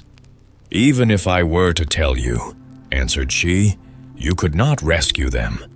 To do that, you would have to go to the very bottom of a deep river, and though certainly you would find the king's daughters there, yet the two eldest are guarded by two giants, and the youngest is watched by a serpent with 7 heads. The two generals, who stood by listening, were filled with terror at her words, and wished to return immediately. But Bensurdatu stood firm and said, "Now we have got so far, we must carry the thing through. Tell us where the river is, so that we may get there as soon as possible." And the old woman told them, and gave them some cheese, wine, and bread, so that they should not set forth starving. And when they had eaten and drunk, they laid themselves down to sleep. The sun had only just risen above the hills next morning before they all woke, and taking leave of the wise woman who had helped them, they rode on till they came to the river. "I am the eldest," said one of the generals, "and it is my right to go down first." So the others fastened a cord round him, and gave him a little bell, and let him down into the water. But scarcely had the river closed above his head, when such dreadful rushing sounds and peals of thunder came crashing round about him, that he lost all his courage, and rang his bell, if perchance it might be heard amidst all this clamor. Great was his relief when the rope began slowly to pull him upwards. Then the other general plunged in, but he fared no better than the first, and was soon on dry ground again. For answer he drew his sword, and was about to cut off the giant's head, when she stopped him quickly, and made signs to hide himself, as the giant was just beginning to wake. "I smell the flesh of a man," murmured he, stretching his great arms. "Why, how in the world could any man get down here?" replied she. "You had better go to sleep again." So he turned over and went to sleep. Then the princess signed to Bensurdatu, who drew his sword and cut off the giant's head with such a blow that it flew into the corner. And the heart of the princess leapt within her, and she placed a golden crown on the head of Bensurdatu, and called him her deliverer. "Now show me where your sisters are," he said, "that I may free them also." So the princess opened a door, and led him into another hall, wherein sat her next sister, guarded by a giant who was fast asleep. When the second princess saw them, she made a sign to them to hide themselves, for the giant was showing symptoms of waking. "I smell man's flesh," murmured he sleepily. "Now, how could any man get down here?" asked she. "Go to sleep again." And as soon as he closed his eyes, Bensurdatu stole out from his corner, and struck such a blow at his head that it flew far, far away. The princess could not find words to thank Bensurdatu for what he had done, and she too placed in his hand a golden crown. "Now show me where your youngest sister is," said he, "that I may free her also." "Ah, that I fear you will never be able to do," sighed they, "for she is in the power of a serpent with 7 heads." "Take me to him," replied Bensurdatu. "It will be a splendid fight." Then the princess opened a door, and Bensurdatu passed through, and found himself in a hall that was even larger than the other two. And there stood the youngest sister, chained fast to the wall, and before her was stretched a serpent with 7 heads, horrible to see. As Bensurdatu came forward, it twisted all its 7 heads in his direction, and then made a quick dart to snatch him within its grasp. But Bensurdatu drew his sword and laid about him till the 7 heads were rolling on the floor. Flinging down his sword, he rushed to the princess and broke her chains, and she wept for joy, and embraced him, and took the golden crown from off her head, and placed it in his hand. "Now we must go back to the upper world," said Bensurdatu, and led her to the bottom of the river. The other princesses were waiting there, and he tied the rope round the eldest, and rung his bell. And the generals above heard, and drew her gently up. They then unfastened the cord, and threw it back into the river. And in a few moments the second princess stood beside her sister. So now there were left only Bensurdatu and the youngest princess. "Dear Bensurdatu," said she, "do me a kindness, and let them draw you up before me. I dread the treachery of the generals." "No, no," replied Bensurdatu. "I certainly will not leave you down here. There is nothing to fear from my comrades. If it is your wish, I will go up then. But first I swear that if you do not follow to marry me, I shall stay single for the rest of my life." Then he bound the rope round her, and the generals drew her up. But instead of lowering the rope again into the river, envy at the courage and success of Bensurdatu so filled the hearts of the 2 generals that they turned away and left him to perish. And more than that, they threatened the princesses and forced them to promise to tell their parents that it was the 2 generals who had set them free.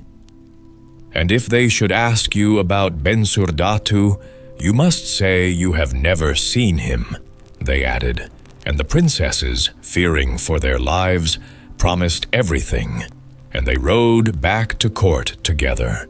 The king and queen were beside themselves with joy when they saw their dear children once more.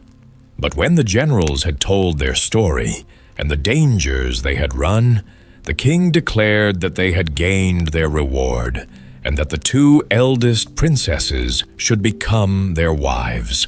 And now we must see what poor Bensurdatu was doing.